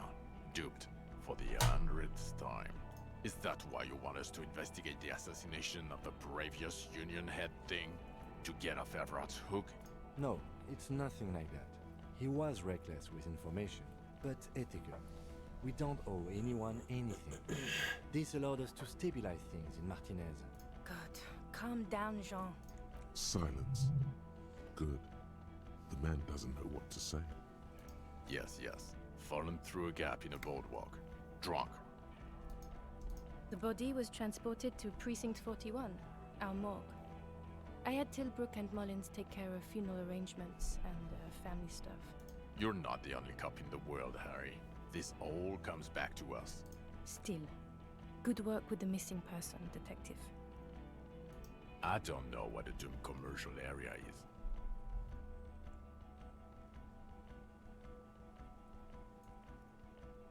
No, it didn't. It didn't turn out to be anthropometical again. Enough with this 2mm hole in the word line. This isn't Paradox B. We're a police force. Paradox B is a fringe science magazine published in Grad. Its mission is to explain theories like telekinesis and intra-esolarly how, before they get out of hand. It doesn't look like the lieutenant wishes you to push this angle further. Cut it out, is indeed what he is thinking. I don't want to, but you discovered a new species and solved the murder. So I have to. Jude. Honestly, anything that ends this trial is okay with me. Agreed. The public relations potential of this is too valuable to let go. Okay. We have vehicles in the square, and the perpetrator needs to be taken into custody. Let's go. Now you will finally get to know who you are. The man looks westward, impatiently, jingling his car keys in his pocket. Who are you? You're a gym teacher, Harry. Well, obviously you're not a gym teacher anymore, but... Before you were a cop, you were a gym teacher in Coron. It's getting really cold outside. Should we maybe...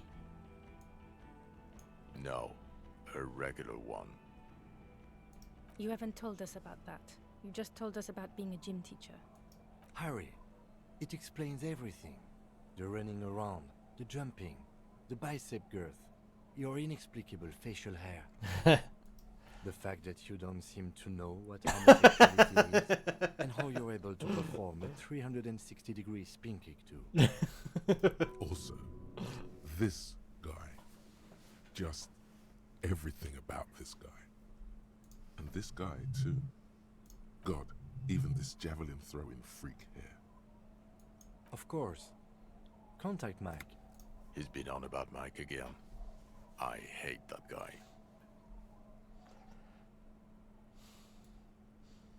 Oh, you don't. Does he also vote an impassable gulf of finance and privilege? It is getting cold out.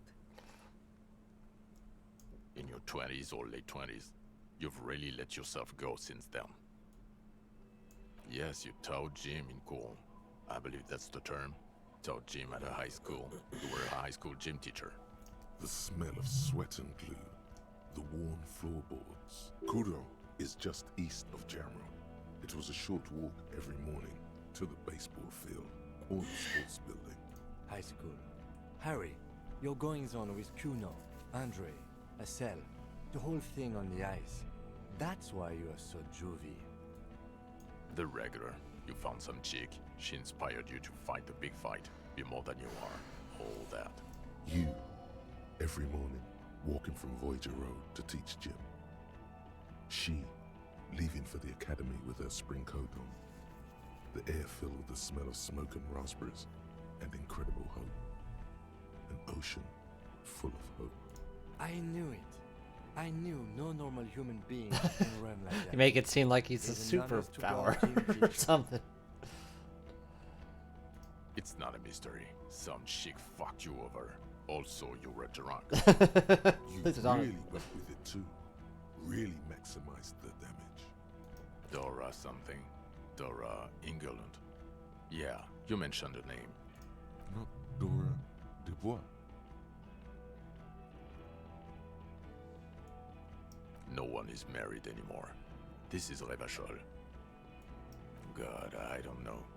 6 years ago, she was way before my time. 6 years and you haven't gotten over it. What the hell is wrong with you? Yeah, or 7. You're not doing too good there. It's an old man thing. 2 old years equals 1 normal year. That and Dora England really tore you a new one. A big one. Incredibly bangable. Figures. Extremely fuckable, Harry. Gorgeous. A gorgeous border woman. Wayfish. Like a Welkin, basically. Snow Welkin. Blonde Welkin. Heartbreak Welkin. Pain Welkin. I've only seen a picture, but it's obvious you formed a real spiritual connection with how pretty she was. One you never recuperated from. Look, the sun is about to go down. It's time to go. I think she taught in the Académie des Arts, east of the river. Way east. Hard to say which came first, the middle-class chick or the drink. Egg and the chicken kind of thing. My point is, you need to see a psychiatrist about this shit. Not a psychologist. Several degrees harder. Is there something harder than a psychiatrist? A forensic psychiatrist? Go talk to that. In other words, he's heard enough about this. No. You're too unstable to work for my boss. You're suicidal, Harry. No mob boss will take you. I assure you, I wouldn't consult for a corrupt unit. He would immediately backpedal out of it. I told you it's not that bad. Us? We're the bloody murder station, haven't you heard? We're the bad guys. No one likes us. That's not true. Jamrock is too big for one precinct. You are just understaffed, and everyone respects the 41st. You have Captain Price. Thank you, Lieutenant. You're being kind. It is an understaffed station and the district is too big, which is why we need to... Get back to it. We left Torsen and McLean to run the Sea Wing. It's not good. Mac the Torso Torsen and Chester McLean. They're not fit to run a wing. Believe me. Things are shaky as it is. They are damn iconic though, Torsen and McLean. Yeah, not like us. Two clinically depressed old men. Where's the contrast here? We are garbage. God. There are 4 wings, Harry. A, B, C, and D. We're in C. It's made of losers and clock punchers. You and I reconceptualized it as a task force. It was a mistake. There's also a lot of outside help involved, not only me. Other losers too. At least he's honest. He's anything but a loser, although he would like to be seen as one. It's cooler that way. Ptolemy Price? He's the son of the old Price, one of the founders of the RCM. He's one of the most highly regarded men in the force. You're lucky.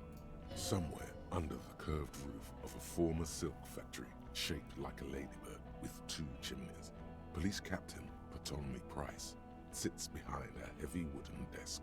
Resident medic Nix Gottlieb pours him coffee. It's silent in the captain's office. They speak of change, the city, the tension on the streets.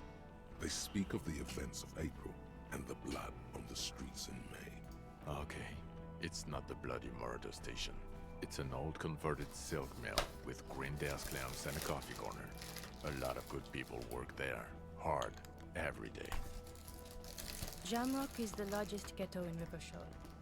Faubourg, technically, but it's divided into 11 districts. Jamrock only has us. The press will blow over. Jamrock is lucky to have you, and it's often considered to be the greatest of the districts. You're lucky to have it. Thank you again, Lieutenant. Who is Lena? She lives at 1113 Tabernacle Road in Jamrock, remember? Tabernacle? It's on the way over. Near where you live on Perdition. Fine, if we're gonna drop you off anyway. She and her husband were conducting the search for the Phasmid. It's their discovery, in part. They should know as soon as possible. It would do you good to deliver some positive news for a change. She is going to be over the moon. Watch out, or she'll faint. Well, first I will go back to my station and write the most detailed report anyone has ever seen. It will have to be good to cover all these. Then I will have a serious talk with my captain. Detective, we just stopped a small-scale war. Something is happening to Revachol. I don't know what yet, but it's going to be a hard spring for the RCM. We need to get ready, infiltrate, investigate. Distant traffic. A scrap of newspaper drifts by, carried by the wind. Talk to Captain Price? I'd rather not ruffle the feathers of 2 captains with my doom-mongering. Work with Price? I'm flattered, but I don't know if I... Would fit in. Am crazy enough. Can take the stress. He doesn't know how to finish the sentence. This truly came as a surprise to him. Not a bad one, but he's at a loss. Flattered? You're Lieutenant Kitsuragi. We would be flattered if you even considered. I would have to tie things up in GRIH first. But, I mean, whatever is coming, Jamrock will be more central to it than before. And we also have a huge caseload, Lieutenant. Piles that we need to get back to. Mountains, even. I do like the sound of that. He's really considering it. I'm ready. Good. Fuck it, let's go. Trump brought his motor carriage. It's a 20-minute drive to Jamrock. Under the afternoon sky, the great district hums. A chessboard of wooden houses, 80,000 living souls, and chimney stacks. Fire traps as far as the eye can see. From Main Street to Precinct 41, to Boogie Street, forking into the snow-swept horizon. You close your eyes and hear the dogs bark. A lone woman sits by a factory window, dreaming of meteorite strikes. On Rue de Saint-Jérôme, a square bullet slides into a square-shaped chamber. In Old South, a man without eyelids smiles. Spring has come. It's time. Torsen? Yes. McLean? Yes. Heidelstand? No. Leclerc? Yes. Dubois? Of course. Really? Nick Gottlieb looks up from the list. I hear he's unstable. You say that like it's a bad thing. Captain Potomny Price gestures with a ballpoint pen. It's dim in his office, and the curtains are drawn. Harry's our man. He'll pull through. Side with the people. When he does, he'll side with the people. Understood. Gottlieb returns to the list. Minnow? Of course. Wonderful. Then can we please just go back to Jamrock now?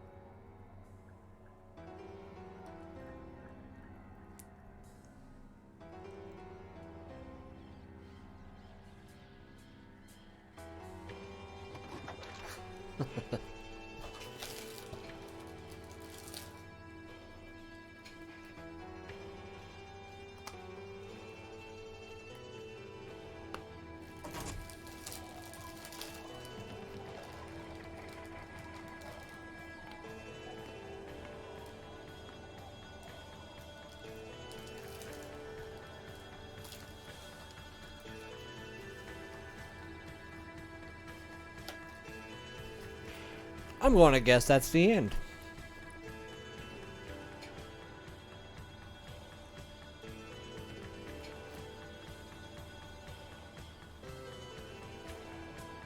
All right. I think I missed a couple things, but all right. Whatever.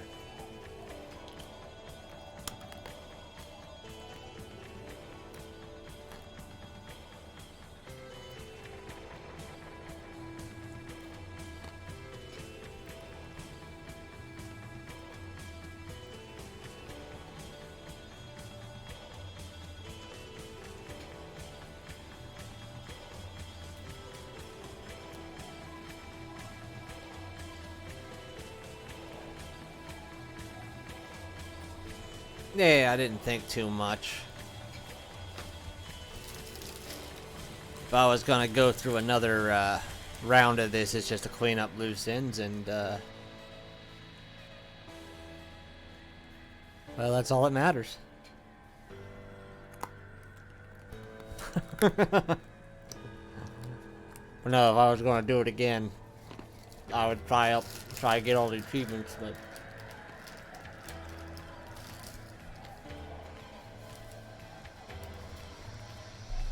Gotta make sure I do that.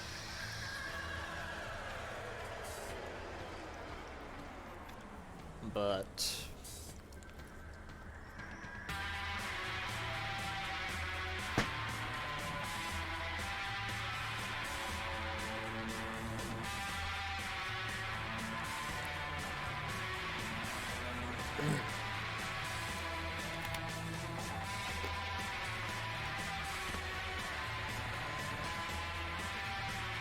of course it was.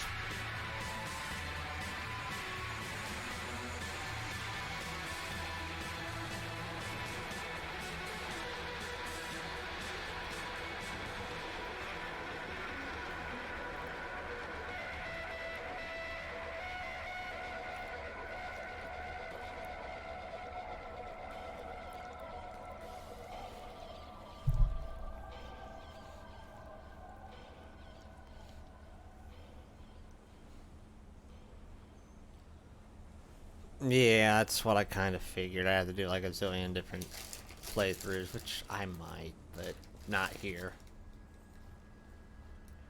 Not here. Okuno had a dad? When?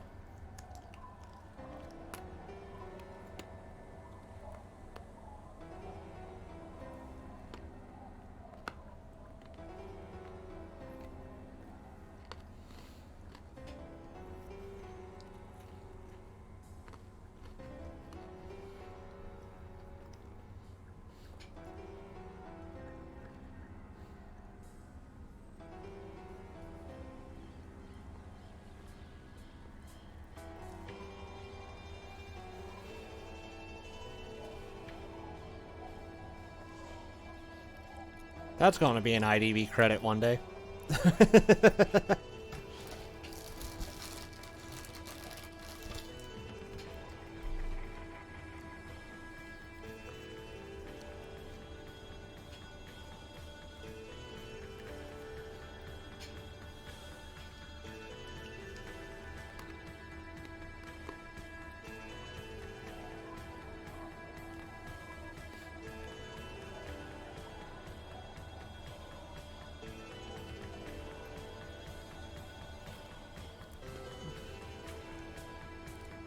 Yep. You know the one.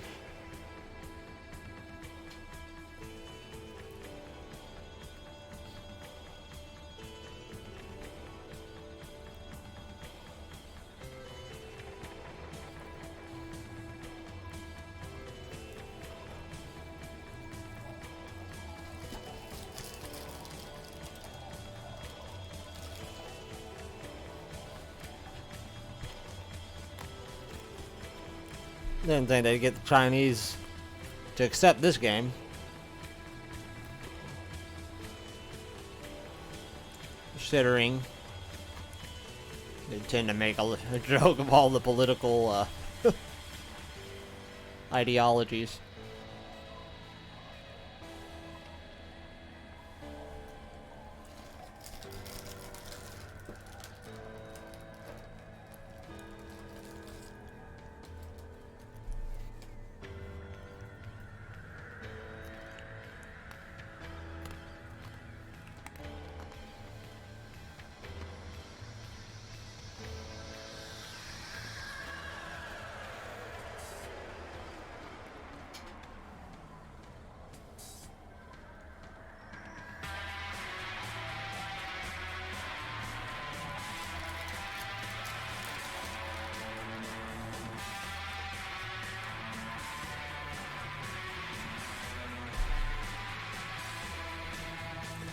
Well, let's put it to you this way.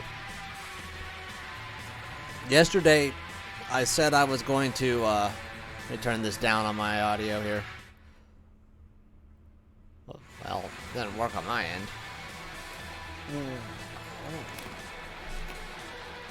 Anyway, I guess the point I'm trying to say is yesterday I said I was going to stop streaming around midnight. I didn't realize it. But, you know, I looked down at the time, and I didn't realize I was going through all this exposition. The time I looked at it, it said like 1:30. I'm like, what the hell? So obviously, I enjoyed it. It was great just doing stupid shit.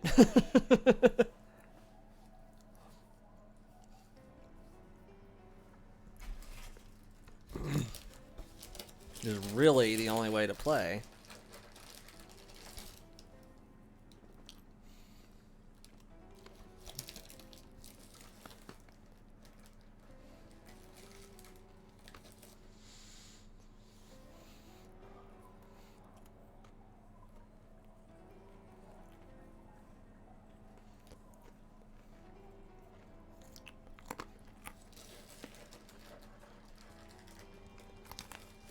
So it was different. It was a good $0 game. Appreciate it. I appreciate you sending me a copy.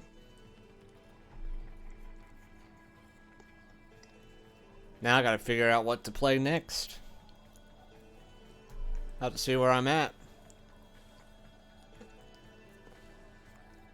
Might need to take a day.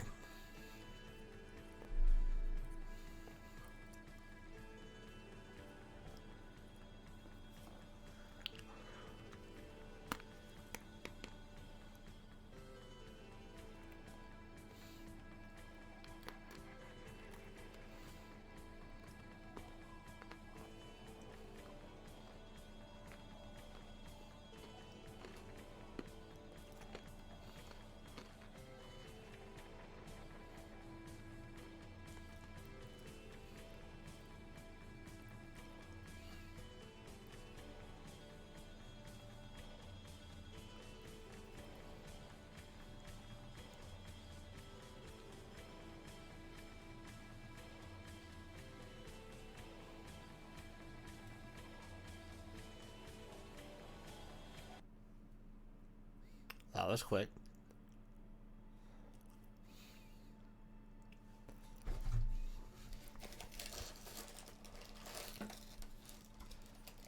I'm sure I will somehow see it. I will somehow see it in my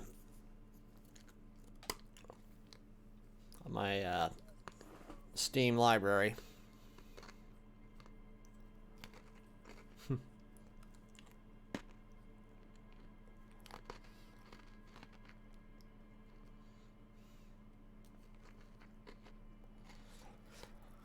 No, I got a few ideas of what I can probably do for the next stream, but I'll probably take a day to kind of contemplate. But, which I normally take Thursdays off anyway, but, yeah. So I'll probably contemplate what I want to do next. And, go from there. So, yeah, it's been interesting. It's been fun. But, yeah, I gotta deal with that, so probably take tomorrow off, and then Friday I'll, come up with a solution. And while I take 48 hours to do nothing, chances are I'll probably find an answer within an hour, so whatever. But I think it's a good time to end the stream. Your 1 hour of game time left tend to be about, when did you say that? That was 1841, huh? That was 641, and this is 9:49. About 3 hours later.